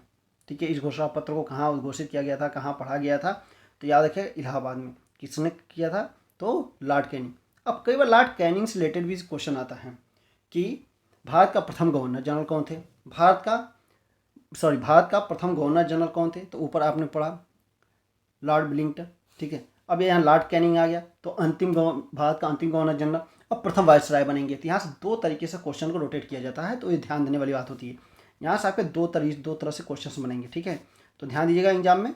ठीक है, एक तो पूछ लेगा आपसे कि अंतिम भारत के गवर्नर जनरल, ठीक है, अब प्रथम वायसराय, तो ये दोनों याद रखिएगा लॉर्ड कैनिंग। आइए आगे बढ़ते हैं। निदेशक मंडल और नियंत्रक मंडल, कोर्ट ऑफ डायरेक्टर और बोर्ड ऑफ कंट्रोलर को समाप्त कर दिए गए तथा इसके समस्त अधिकार भारत सचिव secretary of state of India को दे दिया। भारत सचिव अनिवार्य ब्रिटिश संसद और ब्रिटिश मंत्रिमंडल का सदस्य होता था। अब ये क्वेश्चन भी कई बार पूछा गया है, उसका रीजन क्या, कई लोगों को समझ नहीं आता कि जो ये सचिव था वो कहाँ रहता था। तो ये जो भारत सचिव रहता था ये ब्रिटिश संसद का ब्रिटिश मंत्रिमंडल का सदस्य हुआ करता है। ठीक है, हुआ करता था, यानी वो उस टाइम वही था। ठीक है, यानी वो भारत में नहीं रहता था, वो ब्रिटेन में था। नेक्स्ट, भारत सचिव की सहायता के लिए 15 सदस्यों की एक सभा भारत परिषद की स्थापना की गई। इसके 8 सदस्यों को नियुक्ति का अधिकार ब्रिटेन के क्राउन को तथा शेष 7 सदस्यों के चयन का अधिकार कंपनी डायरेक्टरों को दिया गया। परंतु प्रत्येक स्थिति में यह आवश्यक था कि 15 में से कम 9 सदस्य ऐसे हों जो कम से कम 10 वर्ष तथा भारत में सेवा कार्य कर चुके हों। ठीक है, परिषद से इंपॉर्टेंट चीजें बाद में देखेंगे, पहले इसको देख लेते हैं। तथा अपनी नियुक्ति के समय उन्हें भारत छोड़े हुए 10 वर्ष से अधिक समय न हुआ। शासन के इस भाग को भारत सचिव और भारत परिषद को सम्मिलित करके गृह सरकार यानी होम गवर्नमेंट का नाम दिया गया। तो याद रखिएगा, पूछे क्वेश्चन की गृह सरकार यानी होम गवर्नमेंट कब बनाया गया था, तो किस अधिनियम था, तो 1858। अनेक खर्च भारतीय राजस्व से देने पड़ते थे। इस परिषद का मुख्य कार्य भारत सचिव को भारत के शासनिक कार्यों में परामर्श और सहयोग देना था। भारत सचिव अपनी परिषद के सदस्यों को पद से नहीं हटा सकता था, उसको पदच्युत करने का अधिकार केवल ब्रिटिश संसद को ही प्राप्त था। ठीक है, यानी जितने सदस्य बनते थे यानी 15, तो इनको क्या करना था कि भारत सचिव क्या करता था, उनको नहीं हटा सकता था, ये याद रखिएगा। भारत सचिव भारत परिषद का क्या होता था, अध्यक्ष होता था। इस परिषद के निर्णय बहुमत से लिए जाते थे। इसमें भारत मंत्री को सामान्य मत देने का अधिकार था। साथ ही महत्वपूर्ण प्रश्न पर समान मत होने की दिशा में उसे एक अतिरिक्त मत निर्णायक मत देने का भी अधिकार था। भारत सचिव को गवर्नर जनरल वायसराय की आवश्यक एवं गुप्त पत्र अपनी परिषद को बिना बताए भेजने या प्राप्त करने का अधिकार भी था। वायसराय अभी हमने पढ़ा था, और गवर्नर जनरल। ठीक है, भारत सचिव को गवर्नर जनरल या ब्रैकेट में लिखा गया वायसराय, यानी जब वो ब्रिटिश क्राउन के तहत जब वो प्रतिनिधित्व करेगा किसी राजा से कोई राजनीतिक संबंध या कुछ तरह के युद्ध करने या कोई संबंध बनाने की कोशिश करे तो वायसराय, और उस तरह जब ये रहेगा तो गवर्नर। ये दोनों चीज़ें मैंने ऊपर आपको अच्छे से बता चुका हूँ। अगर आपको समझ में अभी भी नहीं आया तो वीडियो को थोड़ा सा पीछे जाकर देखिए, आपको चीज़ें समझ में आ जाएंगी। नेक्स्ट आगे बढ़ते हैं। ये छोटी छोटी बातें हैं जो एग्जाम में पूछी जाती है आपके। अगर इंटरव्यू, अगर पीसीएस, अगर इस तरह के इंटरव्यू में जाते हैं तो इस तरह के क्वेश्चन आपके पूछे जाते हैं, ध्यान दीजिएगा। अर्थव्यवस्था और अखिल भारतीय सेवाओं के विषय में भारत सचिव भारत परिषद की राय को मानने के लिए बाध्य था। याद रखें, अर्थव्यवस्था और अखिल भारतीय सेवाओं के विषय में भारत सचिव भारत परिषद की राय को मानने के लिए क्या था, बाध्य था। अन्य सभी विषयों पर वह उसकी राय को ठुकरा सकता था। उसे अपने कार्यों की वार्षिक रिपोर्ट ब्रिटिश संसद के समक्ष अनिवार्यता प्रस्तुत करनी पड़ती थी। इंपॉर्टेंट पॉइंट है, कई बार एक क्वेश्चन पूछा गया है, तो ये ध्यान दीजिएगा ये पॉइंट। नेक्स्ट, भारतीय गवर्नर जनरल वायसराय को भारत सचिव की जो आज्ञा अनुसार कार्य करने के लिए बाध्य किया गया। गवर्नर जनरल भारत ब्रिटिश सम्राट के प्रतिनिधि रूप में कार्य करने लगा और इसका उसे वायसराय भी कहा गया। ठीक है, ऊपर मैंने समझा चुका हूँ। भारत शासन के अंतर्गत पदों पर नियुक्ति करने का अधिकार ब्रिटिश सम्राट ने सपरिषद भारत सचिव तथा भारत स्थित उच्च पदाधिकारियों के मध्य विभाजित किए। क्वेश्चन नहीं पूछा जाता यहाँ से। गवर्नर जनरल की परिषद के विधिक सदस्य तथा एडवोकेट जनरल की नियुक्ति कौन करता था, तो सम्राट द्वारा की जाती थी। ये इंपॉर्टेंट रहेगा, आप ध्यान दीजिएगा। 1861 ईस्वी में सर्वप्रथम जेम्स विलियम द्वारा भारत में बजट प्रस्तुत किया गया। भारतीय उच्च न्यायालय अधिनियम 1861 और भारतीय असैनिक सेवा अधिनियम 1861 पारित किया गया। वेरी वेरी इंपॉर्टेंट एक पॉइंट रहेगा, ध्यान दीजिएगा। यहाँ से बहुत सारे क्वेश्चन यहाँ से निकल के आते हैं। ठीक है, अब आइए एक बार इससे इंपॉर्टेंट वो देखते हैं जो आपके एग्जाम में पूछे जाते हैं क्वेश्चन। ठीक है, तो यहाँ पे देख लीजिए, जो भी आपके परीक्षा के दृष्टि से जो भी इंपॉर्टेंट है यहाँ पे आपको मिल जाएंगे। बाद में कंपनी शासन का अंत किस अधिनियम के द्वारा किया गया, वेरी वेरी इंपॉर्टेंट, तो आपको याद होना चाहिए किसके द्वारा, 1858 में कंपनी शासन के अंत के पश्चात शासन संचालन की शक्ति किसमें निहित कर दी गई, तो भारत मंत्री या भारत सचिव एवं 15 सदस्य। ठीक है, जो हमने अभी देखा था, जिसको कुछ ब्रिटिश लोग, जो ब्रिटिश क्राउन नियुक्त करता था और कुछ को डायरेक्टर लोग। भारत परिषद सदस्यों के 15 की नियुक्ति कौन करता था, तो क्या था, 8 सदस्य सम्राट के द्वारा और 7 बोर्ड के डायरेक्टरों के द्वारा। भारतीय मामलों पर किस अधिनियम द्वारा सीधे ब्रिटिश संसदीय नियंत्रण स्थापित किया गया, वेरी वेरी इंपॉर्टेंट क्वेश्चन है। ये तो वनडे एग्जाम का फेवरेट क्वेश्चन रहा है, हमेशा एग्जाम में पूछा जाता है, तो इसे याद करके चलिएगा। और प्लीज़ अभी तक आपने चैनल को सब्सक्राइब नहीं किया तो प्लीज़ चैनल को सब्सक्राइब कर लीजिए। ठीक है, आगे बढ़ते हैं। पिट्स इंडिया एक्ट 1784 द्वारा स्थापित बोर्ड ऑफ डायरेक्टर तथा बोर्ड ऑफ कंट्रोल को किस अधिनियम के द्वारा समाप्त कर दिया गया, तो 1858। अब आप लोगों से मैं यहाँ से एक क्वेश्चन पूछूंगा कि इसे बनाया कब गया था, किस अधिनियम के द्वारा बनाया गया था। मैंने पीछे भी पढ़ा है, तो आप इस क्वेश्चन का आंसर कमेंट बॉक्स में दीजिएगा। अगर आप अच्छे से अगर पढ़ रहे हैं पॉलिटी, यानी आपको 100 से 100 क्वेश्चन आपको कवर करने हैं, आप चाहते हैं कि पीसीएस में या आरओ किसी भी स्टेट या आईएएस पीसीएस के किसी भी एग्जाम में जो 1 लाइनर क्वेश्चन टाइप के आते हैं या 2 लाइनर जो समझाने वाले समझ ये कथन कारक वाले आते हैं, उसमें अगर आप अच्छा इसको करना चाहते हैं तो पूरे वीडियो को आराम से एक बार देखिए, फिर आप उसको फास्ट फॉरवर्ड में लगा के आप रिवीजन कर सकते हैं। एग्जाम में जाने से पहले आपकी बहुत मदद करेगा। यानी अगर 10 क्वेश्चन आते हैं तो गारंटी होगी 10 के 10 क्वेश्चन आपको इस पूरे के पूरे वीडियो जो पॉलिटी का पूरा लेक्चर बनेगा और जो क्वेश्चन बनेंगे उससे आपको मिलेंगे। आइए आगे बढ़ते हैं, देखते हैं नेक्स्ट।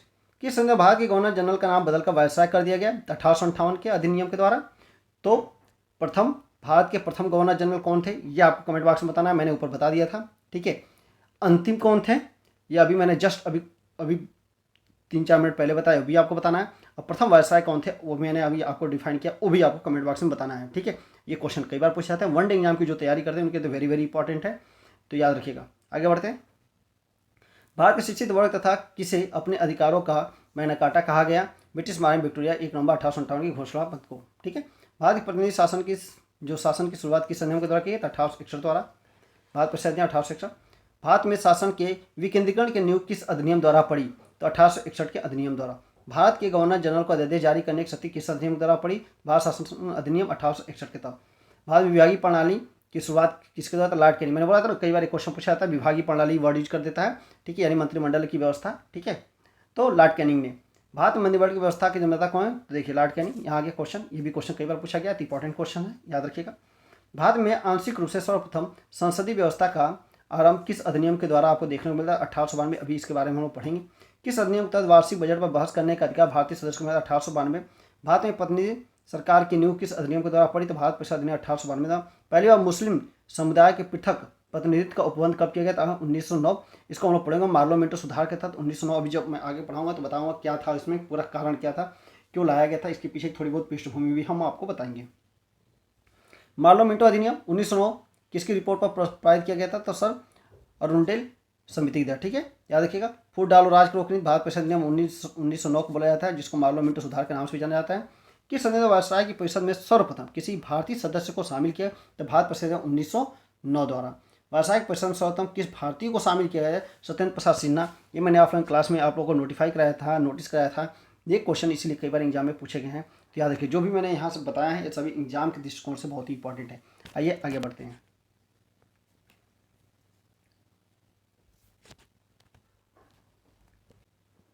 ठीक है, आगे देखते हैं। भारत परिषद अधिनियम 1861।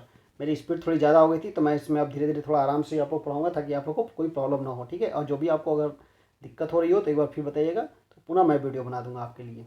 चलिए आइए देखते हैं। 1861 के अधिनियम द्वारा भारत में संवैधानिक विकास का सूत्रपात किया गया। ये कई बार क्वेश्चन देखिए स्टार लगाया हुआ, ये क्वेश्चन पूछा गया है। ठीक है, तो ध्यान दीजिएगा, ये इंपॉर्टेंट क्वेश्चन होते हैं। ठीक है, ये पूछे जाते हैं। आइए आगे बढ़ते हैं। इस कानून द्वारा अंग्रेजों ने ऐसी नीति प्रारंभ की जिसे असहयोग की नीति या उदार निरंकुशता, ठीक है, की संज्ञा से अभिहित किया जाता है, क्योंकि इसके माध्यम से सर्वप्रथम भारतीयों को शासन में भागीदार बनाने का प्रयत्न किया गया। इस अधिनियम के माध्यम से अधोलिखित व्यवस्था की गई। कई बार ये क्वेश्चन पूछा जाता है, सहयोग की नीति, ठीक है, अनिरंकुशता, उदार निरंकुशता। अब असहयोग की नीति मत पढ़ लीजिएगा, सहयोग की नीति होगी। ठीक है, पॉलिसी या एसोसिएशन। आइए आगे बढ़ते हैं। गवर्नर जनरल को विधायी कार्यों हेतु नए प्रांतों के निर्माण का तथा नवनिर्मित प्रांतों में गवर्नर या लेफ्टिनेंट गवर्नर को नियुक्त करने का अधिकार दिया गया। उसे किसी प्रांत, प्रेसिडेंसी या अन्य किसी क्षेत्र को विभाजित करने अथवा उसकी सीमा में परिवर्तन प्रदान जो अधिकार प्रदान किया गया था। ठीक है, यानी गवर्नर जनरल को विधायी कार्यों के लिए नए प्रांत, ये क्वेश्चन पूछा जाता है कि गवर्नर जनरल को विधायी कार्यों हेतु नए प्रांत का निर्माण, जैसे जो प्रांत होते हैं, जैसा अभी मान लीजिए उत्तर प्रदेश है, एग्जाम्पल के तौर पर बता रहा हूँ, तो अगर इसको विभाजन करना होगा तो कौन करेगा? ठीक है, उसी तरह उस टाइम, ठीक है, जब भारत गुलामी की जंजीरों में अकड़ा हुआ था, तो उस टाइम जब इस तरह की चीज़ें बन रही थी और अंग्रेज जो कानून बनाए जा रहे थे, तो उसके तरह जो विभाजन प्रांत जो होते थे उनको विभाजन के जो कार्य होता है, जैसे मान लीजिए अवध है तो इसको अगर डिवाइड करना है, जैसे बिहार है, बंगाल है, उड़ीसा बने तो उसको डिवाइड करना था, तो कैसे करेगा, कौन कर रहा था? तो गवर्नर जनरल कर रहा था। ये चीज़ याद रखिएगा। ठीक है, प्रांतों गवर्नर, ठीक है, यहाँ तक आप आई होप समझ गए होंगे। सीमा में परिवर्तन अधिकार प्रदान किया गया। अधिनियम द्वारा केंद्रीय कार्यकारिणियों के सदस्यों की संख्या 4 से बढ़ाकर 5 के 5वें सदस्य को विधि वक्ता होना अनिवार्य कर दिया गया। ठीक है, ये 5वां सदस्य था वो क्या होना चाहिए? विधि का वक्ता होना चाहिए, अच्छा जानकार।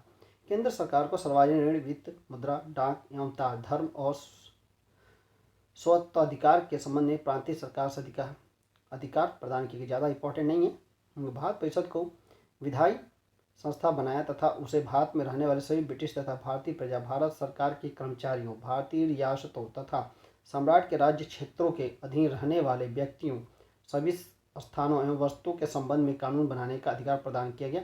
ये आपकी समझ के लिए है। अगर आप किसी बड़े लेवल या PCS या IAS एग्जाम में बैठते हैं तो ये आपके लिए इंपॉर्टेंट है। अगर ये वनडे एग्जाम में इतना नहीं पूछा था। नेक्स्ट देखिए, इंपॉर्टेंट है। गवर्नर जनरल की अपनी परिषद में 6 से 12 सदस्यों की वृद्धि करने का अधिकार दिया गया, जो सभी मनोनीत थे। ठीक है, मनोनीत थे। ठीक है, यानी चुन के नहीं आते थे, उन्हें मनोनीत किया जाता था। आगे बढ़ते हैं। ठीक है, ज़्यादा इंपॉर्टेंट नहीं है, यहाँ पे इंपॉर्टेंट चीज़ें। इस अधिनियम में वायसराय की परिषद में अधिक सुविधा से कार्य करने के लिए नियम बनाने की अनुमति दी गई, जिसके आधार पर वायसराय लॉर्ड कैनिंग ने भारत में विभागीय प्रणाली की शुरुआत की। ये देखिए IAS में पूछा जा चुका है। कैनिंग ने विभिन्न विभागों के सदस्यों को दे दिए, जो उस विभाग के प्रशासन के उत्तरदायी होता था। इस प्रकार भारत में मंत्रिमंडल व्यवस्था की नींव पड़ी, और अभी भी मंत्रिमंडल है। ठीक है, याद रखिएगा, मंत्रिमंडल यानी विभागीय प्रणाली के जन्मदाता कौन है? तो लॉर्ड कैनिंग। इंपॉर्टेंट क्वेश्चन रहेगा आपके लिए। सर्वप्रथम जनरल भारत की शांति, सुरक्षा और ब्रिटिश हितों के लिए परिषद के बहुमत की उपेक्षा कर सकता था। गवर्नर जनरल को संकटकालीन दशा में विधान परिषद की अनुमति के बगैर अध्यादेश जारी करने का अधिकार प्रदान किया गया। ये इंपॉर्टेंट है, ये याद रखिएगा, ये क्वेश्चन पूछा जाता है। ठीक है, अध्यादेश। गवर्नर जनरल को संकटकालीन दशा में विधान परिषद की अनुमति के बगैर अध्यादेश जारी करने का अधिकार प्रदान किया गया। प्रेजेंट टाइम में अध्यादेश जो भारत में है वो राज्यपाल जारी करता है, और सेंटर में आपके राष्ट्रपति। ठीक है, याद दे रखिएगा। इसे कोरिलेट भी करते चलो, थोड़ा सा आपको बस आइडिया होना चाहिए। हिस्टोरिकल बैकग्राउंड और प्रेजेंट को थोड़ा सा जोड़ने की कोशिश कीजिए। मद्रास एवं मुंबई की सरकारों को पुनः कानून बनाने तथा उसमें संशोधन करने का अधिकार दिया गया, जो ले लिया गया था। ठीक है, याद हो कि प्रांतीय परिषद द्वारा बनाया गया कानून गवर्नर जनरल की अनुमति के बाद ही वैधता को प्रदान प्राप्त होता था। बाद में इसी एक्ट के अधीन बंगाल, उत्तर पश्चिम प्रांत एवं पंजाब में क्रमशः 1862, 1886 एवं 1897 में विधान परिषद की स्थापना हुई। गवर्नर जनरल की परिषद सप्ताह में एक बार बैठक करती थी, जिसकी अध्यक्षता कौन करता था? वायसराय। इंपॉर्टेंट है, पूछ देगा तो आप ध्यान दीजिएगा। और देखिए, सिंपल सी बात है, जब गवर्नर जनरल की परिषद सप्ताह में एक बार बैठक करती थी तो अध्यक्षता कौन करेगा? तो उस टाइम कौन बैठता था? क्राउन तो आ नहीं सकता था, सचिव आ नहीं सकता था, तो अगर आप एलिमिनेट भी करेंगे तो आराम से वायसराय करके आ जाएंगे। ठीक है, ध्यान दीजिएगा, थोड़ा सा टेक्निकल चीज़ें हैं। संवैधानिक विकास के दृष्टिकोण से 1861 ईस्वी का अधिनियम अत्यंत महत्वपूर्ण था। इससे पहली बार विधि निर्माण में भारतीयों का सहयोग प्राप्त किया गया, क्योंकि प्रथम बार गैर सरकारी सदस्यों की नियुक्ति हुई थी। ठीक है, साथ ही इसके द्वारा बम्बई और मद्रास प्रांत को विधि निर्माण करने की शक्ति पुनः प्राप्त हो गई। अन्य प्रांतों में भी ऐसी विधायी परिषद, जो विधान परिषद स्थापित करने की व्यवस्था की गई। अतः इस विधान ने केंद्रीकरण के स्थापन, विकेंद्रीकरण की नीति की शुरुआत की। तो ये याद रखिएगा, यहाँ पर क्या आपको देखने को मिला? विकेंद्रीकरण।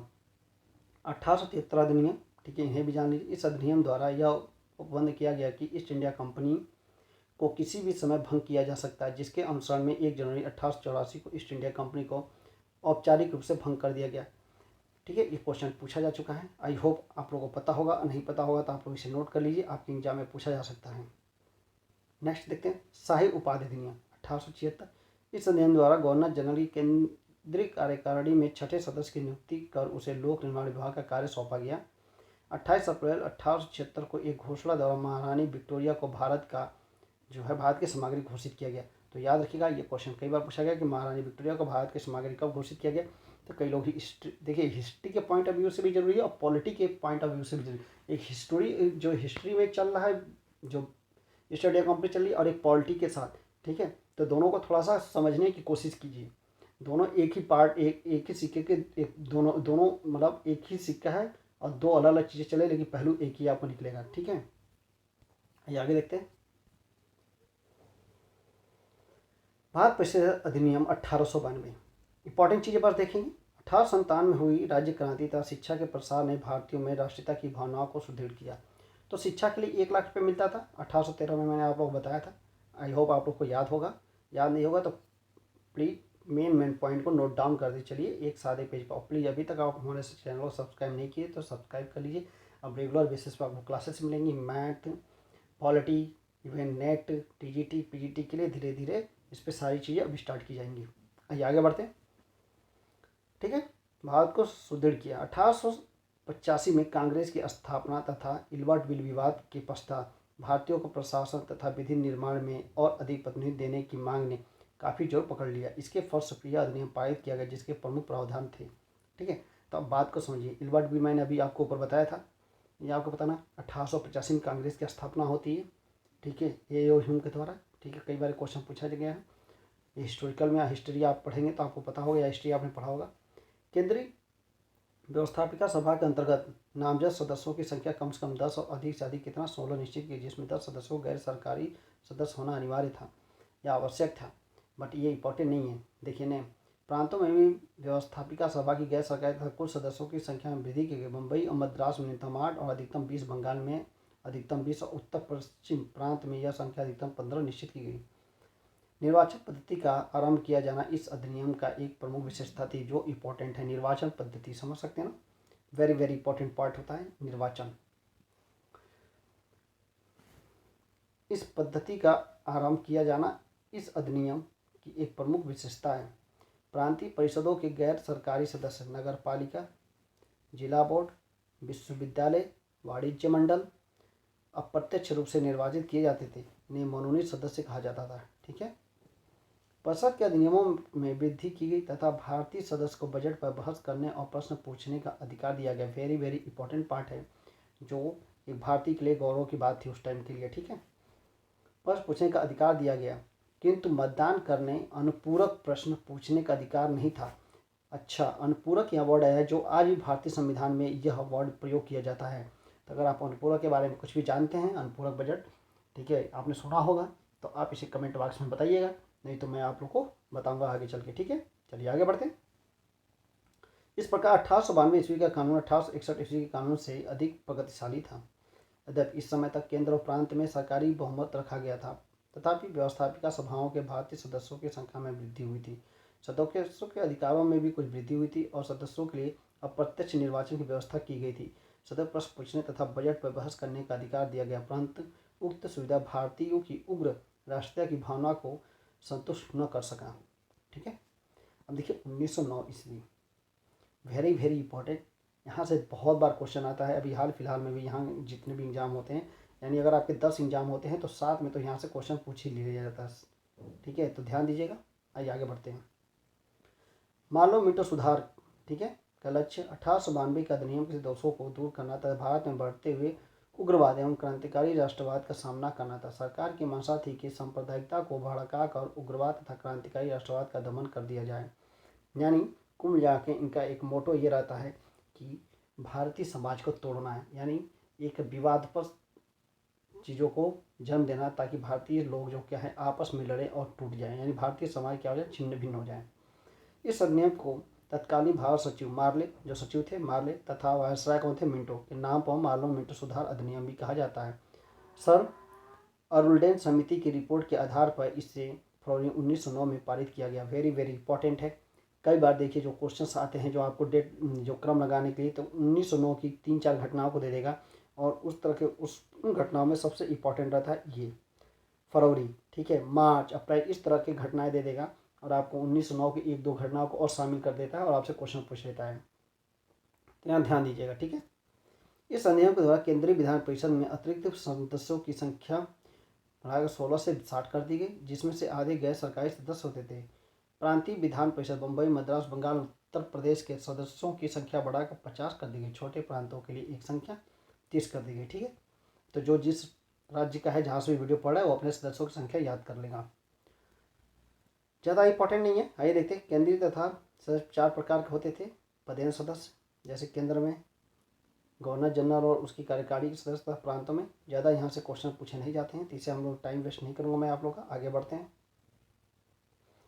मेन पॉइंट हम लोग यहाँ देखते हैं, मैंने क्लिक भी कर रखा है। मुसलमानों के लिए पृथक मताधिकार तथा पृथक निर्वाचित क्षेत्र की व्यवस्था कर, फूट डालो राज करो की नीति अपनाई गई। पृथक निर्वाचक मंडल के बारे में लॉर्ड मिंटो ने लॉर्ड मुरले को लिखा था, हम ना के दांत बो रहे हैं और इसका फल भीषण होगा। ठीक है, अब मुसलमानों के पृथक मताधिकार तथा पृथक निर्वाचन क्षेत्र की व्यवस्था कर, फूट डालो राज करो की जो नीति थी, उसमें मेन था कि जो मुसलमान वर्ग रहेगा वहाँ पे सिर्फ मुसलमान के लोग वोट करेंगे, मुस्लिम व्यक्ति खड़ा होगा, और जो हिंदू होगा वो सिर्फ हिंदू खड़ा होगा, उसको सिर्फ हिंदू व्यक्ति ही वोट करेगा, जिससे ऑटोमेटिक समाज में क्या होगा, दूरियां बढ़ जाएंगी। अगर आज के कॉन्सेप्ट में अगर देखिए, तो अगर ऐसा होता है तो हमारा समाज टूट जाएगा। ठीक है, क्योंकि अगर कोई मुस्लिम खड़ा होगा तो कम से कम हिंदू के सामने वोट मांगा जाएगा, अगर हिंदू खड़ा होता है तो मुसलमानों के से भी वोट मांगता है। इससे कम से कम कहीं ना कहीं समरसता बनी रहती है, मानी एक दूसरे से कम से कम मेल जोल बना रहता है। लेकिन अगर इसको डिवाइड कर दी जाए कि भैया जहाँ सिख है वहाँ सिख खड़ा होगा, जहाँ मुसलमान है मुसलमान खड़ा होगा, और उसको मुसलमान वाले व्यक्ति वोट करेंगे, उसको हिंदी वाले, तो इससे हमारी समाज क्या होगा, पूरी जो हमारा समाज का एक स्ट्रक्चर वो क्या हो जाएगा, ध्वस्त हो जाएगा। तो इसी को फूट डालो और राज करो की नीति कहा गया 1909 में मार्लो मिंटो ने जो लाया। केंद्रीय तथा प्रांतीय विधान परिषदों की शक्ति में वृद्धि करते हुए सदस्यों को बजट की विवेचना करने, लोकहित के विषयों पर चर्चा करने तथा अनुपूरक प्रश्न पूछने का अधिकार प्रदान किया गया, जो पहले अनुपूरक प्रश्न पूछने का अधिकार नहीं था। अब यहाँ आप देखते हैं, आपको मिलेगा 1909 में अब अनुपूरक प्रश्न पूछ सकते थे। ठीक है, अब बजट की विवेचना करने की, तो ये सब पॉइंट है, थोड़ा ध्यान दीजिएगा। ठीक है, नेक्स्ट पॉइंट देखते हैं। इस अधिनियम के तहत भारतीयों को प्रशासन तथा विधि निर्माण दोनों कार्य के प्रतिनिधि प्रदान किया गया। ठीक है, देखिए, सर्वप्रथम भारतीय परिषद तथा वायसराय की कार्यकारी परिषद में भारतीय सदस्य को सम्मिलित किया गया। 2 भारतीयों केसी गुप्ता तथा सैयद हुसैन विलग्रामी को इंग्लैंड स्थित भारत परिषद में नियुक्त किया गया। ठीक है, तो जो सचिव के लिए जो बनाया गया था, तो उसके अंतर्गत इनको शामिल किया गया था। थोड़ा सा ध्यान दीजिएगा। ठीक है, वायसराय की कार्यकारी परिषद में भारतीय सदस्यों को सम्मिलित किया गया, 2 भारतीयों को, तो ये कौन थे, केसी गुप्ता। ध्यान दीजिएगा, दोनों का नाम याद रखिएगा, एग्जाम में पूछा जा सकता है, डायरेक्ट क्वेश्चन। केसी गुप्ता थे और सैयद हुसैन विलग्रामी को इंग्लैंड स्थित भारत परिषद में नियुक्त किया गया, जबकि एसपी सिन्हा को वर्साई की कार्यकारिणी में एक विधिक सदस्य के रूप में शामिल किया गया। यह वर्साई की कार्यकारिणी में सम्मिलित होने वाले प्रथम भारतीय थे। तो वेरी वेरी इंपॉर्टेंट पॉइंट रहेगा, तो याद रखिएगा ये भी पॉइंट। एसपी सिन्हा क्या थे, विधिक सदस्य के रूप में शामिल किया गया और यह वर्साई की कार्यकारिणी में सम्मिलित होने वाले पहले भारतीय थे जिन्हें बाद में लॉर्ड की उपाधि से विभूषित किया गया था। तो इंपॉर्टेंट रहेगा वेरी वेरी। देखिए मैंने पूरा ये लाइन मैंने ऑलरेडी बनाया हुआ है, ये बनाया गया है, आप ध्यान दीजिएगा। ठीक है, जो भी इसमें पढ़ना है आप इसको अगर पॉइंट आउट करते चलेंगे तो आपके एग्जाम के लिए बहुत ज़रूरी होगा। चलिए, तो प्लीज़ चैनल को सब्सक्राइब कीजिए। आइए देखते हैं आगे। इस प्रकार 1909 ईस्वी का अधिनियम नरम पंथी राष्ट्रवादियों को संतुष्ट करने के लिए बनाया गया था, परंतु वास्तव में इसका उद्देश्य राष्ट्रवादियों को उलझन में डालना, राष्ट्रवादी जमात में फूट डालना तथा भारतीयों के बीच एकता न होने देना था। मुसलमानों को पृथक निर्वाचन एवं विशेष सुविधा देकर अंग्रेजी सरकार ने भारत की एकता को खंडित कर दिया। फिर भी उपयुक्त सुधार सर्वथा बेकार न थे। भारतीयों को संसदीय शासन व्यवस्था का परिचय इसी सुधारों से प्राप्त हुआ। संसदीय शासन की संस्थाओं को स्थापित करने के पश्चात उत्तरदायी शासन की स्थापना को रोकना असंभव था। अप्रत्यक्ष निर्वाचन पद्धति और व्यवस्थापिका सभाओं के सदस्यों के अधिकारों में वृद्धि भी महत्वपूर्ण कदम थे। ये सुधार उदार निरंकुशता या सहयोग की नीति भी चरम सीमा थी। ठीक है, तो इसे अच्छे से, यानी ये कैलकुलेशन था इस जो 1909 का जो आया था मार्लोमेटर सुधार, तो उसका एक कैलकुलेशन था, आप समझ गए होंगे। अगर आप टीजीटी, पीजीटी, नेट और या अन्य बड़े लेवल के एग्जाम की तैयारी कर रहे हैं तो आपके लिए बहुत हेल्पफुल है। ठीक है, तो प्लीज़ वीडियो को लाइक करें, शेयर करें, और अगर आपको कोई भी डाउट हो रहा है, कुछ भी अगर समझ में ना आ रहा हो तो कमेंट करें, उससे रिलेटेड आपको आंसर दिया जाएगा। आइए नेक्स्ट देते हैं। भारत सरकार अधिनियम 1919। जब आप पढ़ोगे, आप ये जो 1909 जब आप पढ़ोगे तो उसके जस्ट पहले आप पढ़ोगे मुस्लिम लीग की स्थापना।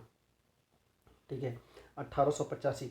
तो जो 1909 में जो मार्लोमेंटो था, तो एक इनकी भी उसमें पृष्ठभूमि बताई जाती है कि कैसे इन्होंने मुसलमानों को अलग करने का काम किया था और कैसे मुस्लिम लीग की स्थापना की गई थी। अगर आप हिस्ट्री अगर आप पढ़ोगे तो आप इसे अच्छे से कनेक्ट कर पाओगे। यहाँ मैं ज़्यादा नहीं बता सकता, नहीं तो एक पूरी कहानी चल जाएगी और बहुत लंबा वीडियो हो जाएगा। तो उसे हम हिस्ट्री जब पढ़ाएंगे तो वहाँ पे आपको हम अच्छे से समझा देंगे। आइए आगे बढ़ते हैं। यह हमारे ऑफलाइन क्लास में अगर आप ज्वाइन कर सकते हैं लखनऊ में, तो करके आप उसे अच्छे से समझ सकते हैं। चलिए आगे बढ़ते हैं। भारत सरकार अधिनियम 1919, मॉन्टेग्यू चेम्सफोर्ड सुधार। इंपॉर्टेंट ये भी है, बहुत इंपॉर्टेंट है, बहुत सारे यहाँ पर आप सुधार देखने को मिलेंगे। भारत सरकार अधिनियम 1919 भारत में स्वशासन की मांग को पूर्ण न कर सका। सांप्रदायिक आधार पर मतदान प्रणाली की नीति से उत्पन्न असंतोष 1916 में कांग्रेस तथा मुस्लिम लीग के मध्य समझौता, जिसे लखनऊ पैक्ट के नाम से भी आप जानते होंगे, 1916-1917 में प्रकाशित मेसोपोटामिया आयोग की रिपोर्ट में अंग्रेजों को भारत में शासन के लिए अक्षम बताया जाना, होम रूल आंदोलन से भारतीयों में जागृत राष्ट्रीय चेतना तथा प्रथम विश्व युद्ध में भारतीय सहयोग की अपेक्षा के मद्देनजर तत्कालीन भारत सचिव मॉन्टेग्यू ने 20 अगस्त 1917 को ब्रिटिश शासन के प्रस्तावित सुधारों की घोषणा की, जिसमें सर्वप्रथम भारत के स्वतंत्र डोमिनियन यानी स्वशासन की स्थिति प्रदान करने की बात कही गई थी। इसके पश्चात मॉन्टेग्यू भारत आए और गवर्नर जनरल चेम्सफोर्ड तथा अन्य नेताओं से शिमला में विचार विमर्श किया। तदुपरांत जुलाई 1918 में मॉन्टेग्यू चेम्सफोर्ड रिपोर्ट प्रकाशित किया गया। इस संयुक्त रिपोर्ट के आधार पर भारत शासन अधिनियम 1919 पारित किया गया, जिसके प्रमुख प्रावधान निम्नलिखित या अधोलिखित थे। अब यहाँ पे कहानी ये बनती है, जो 1914 में जो वर्ल्ड वार स्टार्ट हुआ था, ठीक है, और जो लखनऊ पैक्ट हो गया, जब चीज़ें समझ में आने लगी, मुसलमान और ये मिल गए, फिर आपने होम रूलिंग आंदोलन सुना होगा, एनी बेसेंट के द्वारा, तिलक के द्वारा जो चलाया गया, उसका बहुत सारी चीज़ें उस टाइम देश में चल रही थी। वो सभी प्रस्पेक्ट अगर आप हिस्ट्री अच्छे से पढ़े होंगे तो आप इसे अच्छे से कनेक्ट कर पाएंगे। तो हिस्ट्री बैकग्राउंड से भी ये कहीं ना कहीं निकल के आ रहा है। ठीक है, तो जो भी तैयारी करते हैं इसको थोड़ा सा समझने की कोशिश कीजिए, थोड़ा से एक दूसरे सब्जेक्ट यानी हिस्ट्री से कनेक्ट करने की कोशिश की, आपको बहुत अच्छे से ये चीज़ें आपको समझ में आएंगी। तो देख रहे हैं ना, तो भारत को स्वतंत्र डोमिनियन की जो देने की बात हो रही थी, क्योंकि कहा गया तभी भारतीय शामिल होंगे। ये सब बातें हो रही थी जब वर्ल्ड वार स्टार्ट हुआ था प्रथम, कि हम आपको स्वायत्त शासन दे देंगे। ठीक है, तो इस तरह की जो बातें थी, अब यहाँ पे लेकिन मिलेगा नहीं। ठीक है, तो उससे देखिए क्या चीज़ें निकल के आती हैं, नई चीज़ें कुछ निकल के आएंगी। तो चलिए देखते हैं।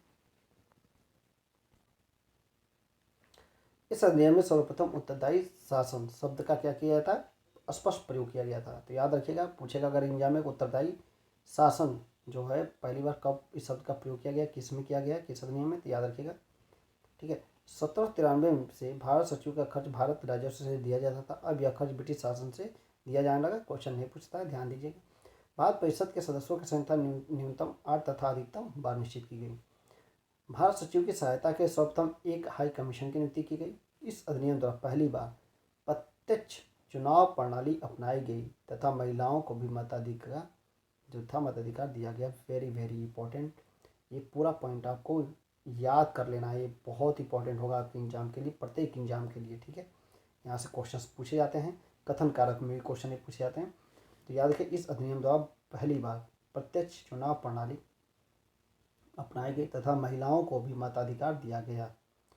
ठीक है। सांप्रदायिक आधार पर निर्वाचन प्रणाली का विस्तार करते हुए सिख, ईसाई, आंग्ल भारतीय तथा यूरोपियों पर भी लागू कर दिया गया। जो पहले केवल हिंदू और मुस्लिम था, अब उसे बढ़ा दिया गया। यानी अब इसमें सिख हो, ईसाई हो, आंग्ल भारतीय तथा यूरोपियों पर भी क्या किया गया, इसे लागू किया गया। इस अधिनियम के द्वारा सर्वप्रथम केंद्र में द्विसदनात्मक विधायिका स्थापित की। वेरी वेरी इंपॉर्टेंट वर्ड है, ध्यान दीजिएगा। क्वेश्चन कई बार पूछा गया है कि किस अधिनियम के द्वारा सर्वप्रथम केंद्र में द्विसदनात्मक विधायिका स्थापित की गई। ठीक है, अर्थात केंद्रीय विधान परिषद का स्थान राज्य परिषद यानी उच्च सदन, विधानसभा निम्न सदन वाली द्विसदनात्मक विधानमंडल ले लिया। इंपॉर्टेंट है, आज भी हैं ये सारी चीजें। राज्य परिषद के सदस्यों की संख्या 60 थी, जिसमें 34 निर्वाचित तथा शेष नामांकित होते थे तथा उनका कार्यकाल 5 वर्ष का था।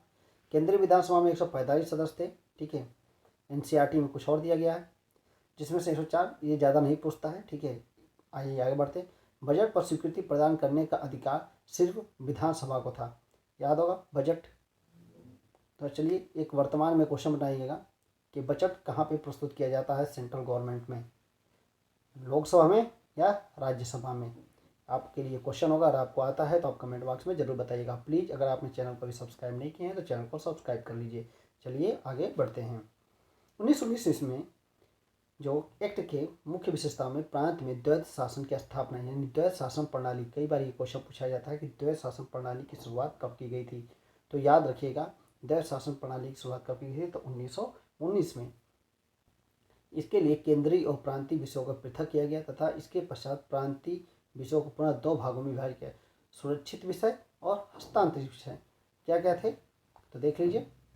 राजस्व, न्याय, वित्त, पुलिस आदि ये सुरक्षित विषय थे, जिस पर एक तरह से कहा जाए तो ब्रिटिश गवर्नमेंट का एक तरह से पूर्णतः नियंत्रण होता था। हस्तांतरित विषय स्थानीय स्वशासन, शिक्षा, स्वास्थ्य आदि।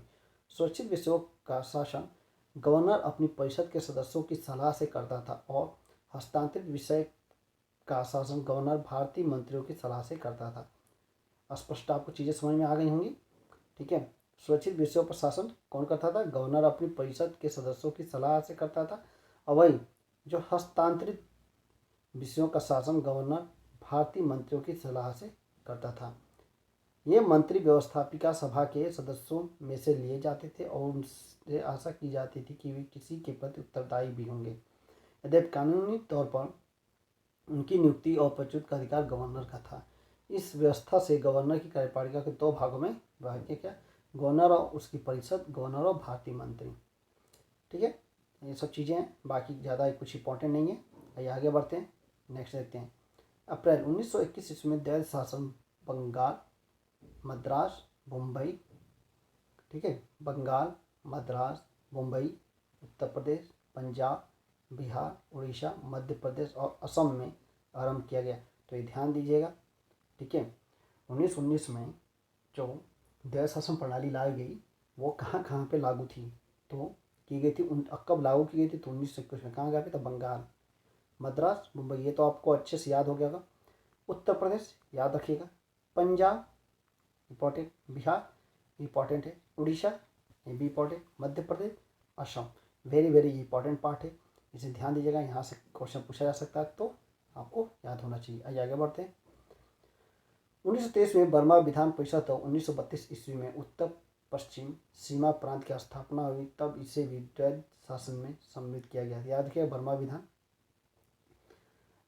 द्वैध शासन के जन्मदाता लियोनस कार्टियर थे। इन्होंने अपनी पुस्तक डायरकी में द्वैध शासन का वर्णन किया है। कई बार ये क्वेश्चन पूछा गया है, ठीक है, कि जो द्वैध शासन प्रणाली थी वो कहाँ से लिया गया है और इसके जन्मदाता कौन है, तो लियोनस कार्टियस। इंपॉर्टेंट है, इनका नाम याद रखिएगा। ज़्यादातर एक नाम पूछा जाता है, इसे पूछे बहुत कम चांसेस होते हैं, ठीक है। अगर आप टीईटी पीटी तैयारी कर रहे हैं तो ये सब चीज़ें पूछी जा सकती हैं। इस अधिनियम ने भारत में एक लोक सेवा आयोग के गठन का प्रावधान किया। वेरी वेरी इंपॉर्टेंट, लोक सेवा आयोग, आई होप सबको पता होगा। लोक सेवा आयोग के गठन का प्रावधान किया तथा भारत सचिव को भारत में महालेख परीक्षक की नियुक्ति का अधिकार दिया। वेरी वेरी इंपॉर्टेंट पॉइंट है, ध्यान दे के चलना है। यहाँ से अब क्वेश्चन आपको यहाँ से बहुत सारे क्वेश्चन मिलेंगे प्रत्येक एग्जाम में। इस अधिनियम द्वारा सर्वप्रथम केंद्रीय बजट को राज्य बजट से पृथक कर दिया गया, यानी सेंट्रल गवर्नमेंट को राज्य के बजट से अलग किया गया। जैसे अगर आप समझिए तो दो पार्ट समझ लेते हैं। एक समझ लीजिए आप सेंट्रल गवर्नमेंट और एक आप स्टेट गवर्नमेंट। अब दोनों को अपना अपना बजट प्रस्तुत करने का एक तरह से राइट मिल गया यहाँ से, ठीक है। सबसे केंद्रीय बजट को राज्य के बजट से क्या कर दिया अलग। जैसे सेंट्रल गवर्नमेंट अपना बजट प्रस्तुत कर चुकी है और अब राज्य बजट अपना प्रस्तुत करेगा, उत्तर प्रदेश अपना करेगा, मध्य प्रदेश अपना, असम अपना, बिहार अपना, ठीक है। इस तरीके से आप इसे समझते चलिए। प्रत्यक्ष निर्वाचन के पहली बार सीमित संख्या में संपत्ति एवं कर को आधार बनाया गया, ठीक है। जब प्रत्यक्ष निर्वाचन होता था उसकी बात की जाती। भारतीय संसद का पूरक प्रश्न पूछने का अधिकार कब दिया गया था, तो 1909 में, याद रखिएगा, ठीक है।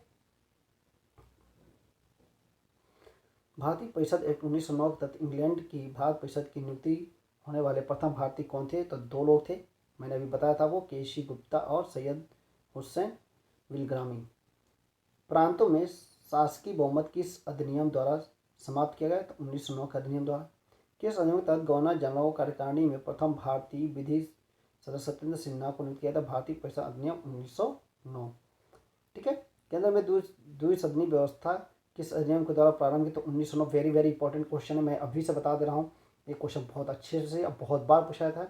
यहाँ से दो तरीके से पूछा जाता है, केंद्र में द्विसदनात्मक व्यवस्था अधिनियम, और एक इसी तरह के हम लोग पढ़ेंगे 1935 के टाइम। चलिए आगे बढ़ते हैं। प्रांतों में उत्तरदायी एवं द्वैध शासन की स्थापना कब की गई, तो 1919 में। द्वैध शासन व्यवस्था के जन्मदाता कौन थे, तो लियोनस कार्टियस। सर्वप्रथम ये पुस्तक डायरकी में द्वैध शासन व्यवस्था का वर्णन किसने किया था, तो लियोनस कार्टियस। आपने अच्छे से पढ़ा लिया है, आई होप आपको अब याद हो गया। भारत सचिव के कार्यभार को कम करने के लिए हाई कमीशन किस अधिनियम द्वारा बनाया गया, तो भारत शासन अधिनियम 1919। प्लीज़ चैनल को लाइक करें, सब्सक्राइब करें, और अगर आपको इससे लग रहा है कि ये आपकी लाइफ में एग्जाम के में हेल्प करता है, वैलिड है कि आपको कुछ ना कुछ एग्जाम मिलेगा, तो प्लीज़ इसे शेयर भी करें। प्रांतों में द्वैध शासन प्रणाली किस एक्ट के द्वारा समाप्त किया गया, तो 1935 में। देखिए मैंने कहा ना, प्रांतों में द्वैध शासन प्रणाली किस एक्ट के द्वारा समाप्त किया, तो 1935 में। और लाया कब गया था, तो 1919 में भारत शासन अधिनियम। दोनों क्वेश्चन कई बार एग्जाम में पूछे जाते हैं और यहीं पे लोग कंफ्यूज भी होते हैं, ठीक है। तो यहाँ से दो क्वेश्चन आपको याद रखना है।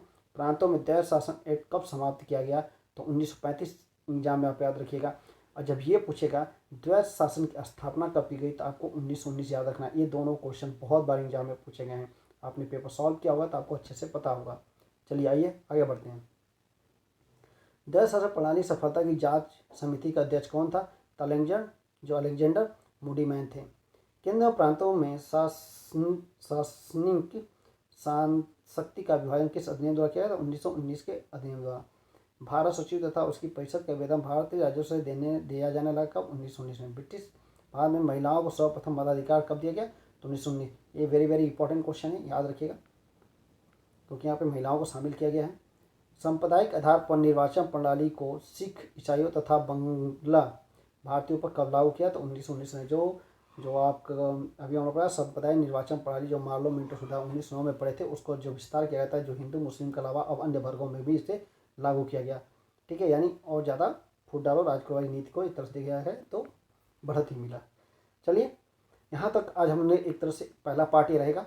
दूसरा पार्ट मैं आप लोग कल बताऊंगा भारत शासन अधिनियम 1935 से लेकर आज़ादी तक का, ठीक है। और जो हमारा इसका नेक्स्ट पार्ट होगा उसमें आपको 100 क्वेश्चंस कराए जाएंगे। तो चलिए मिलते हैं नेक्स्ट वीडियो में, तब तक के लिए बाय, अलविदा, थैंक्स फॉर वॉचिंग।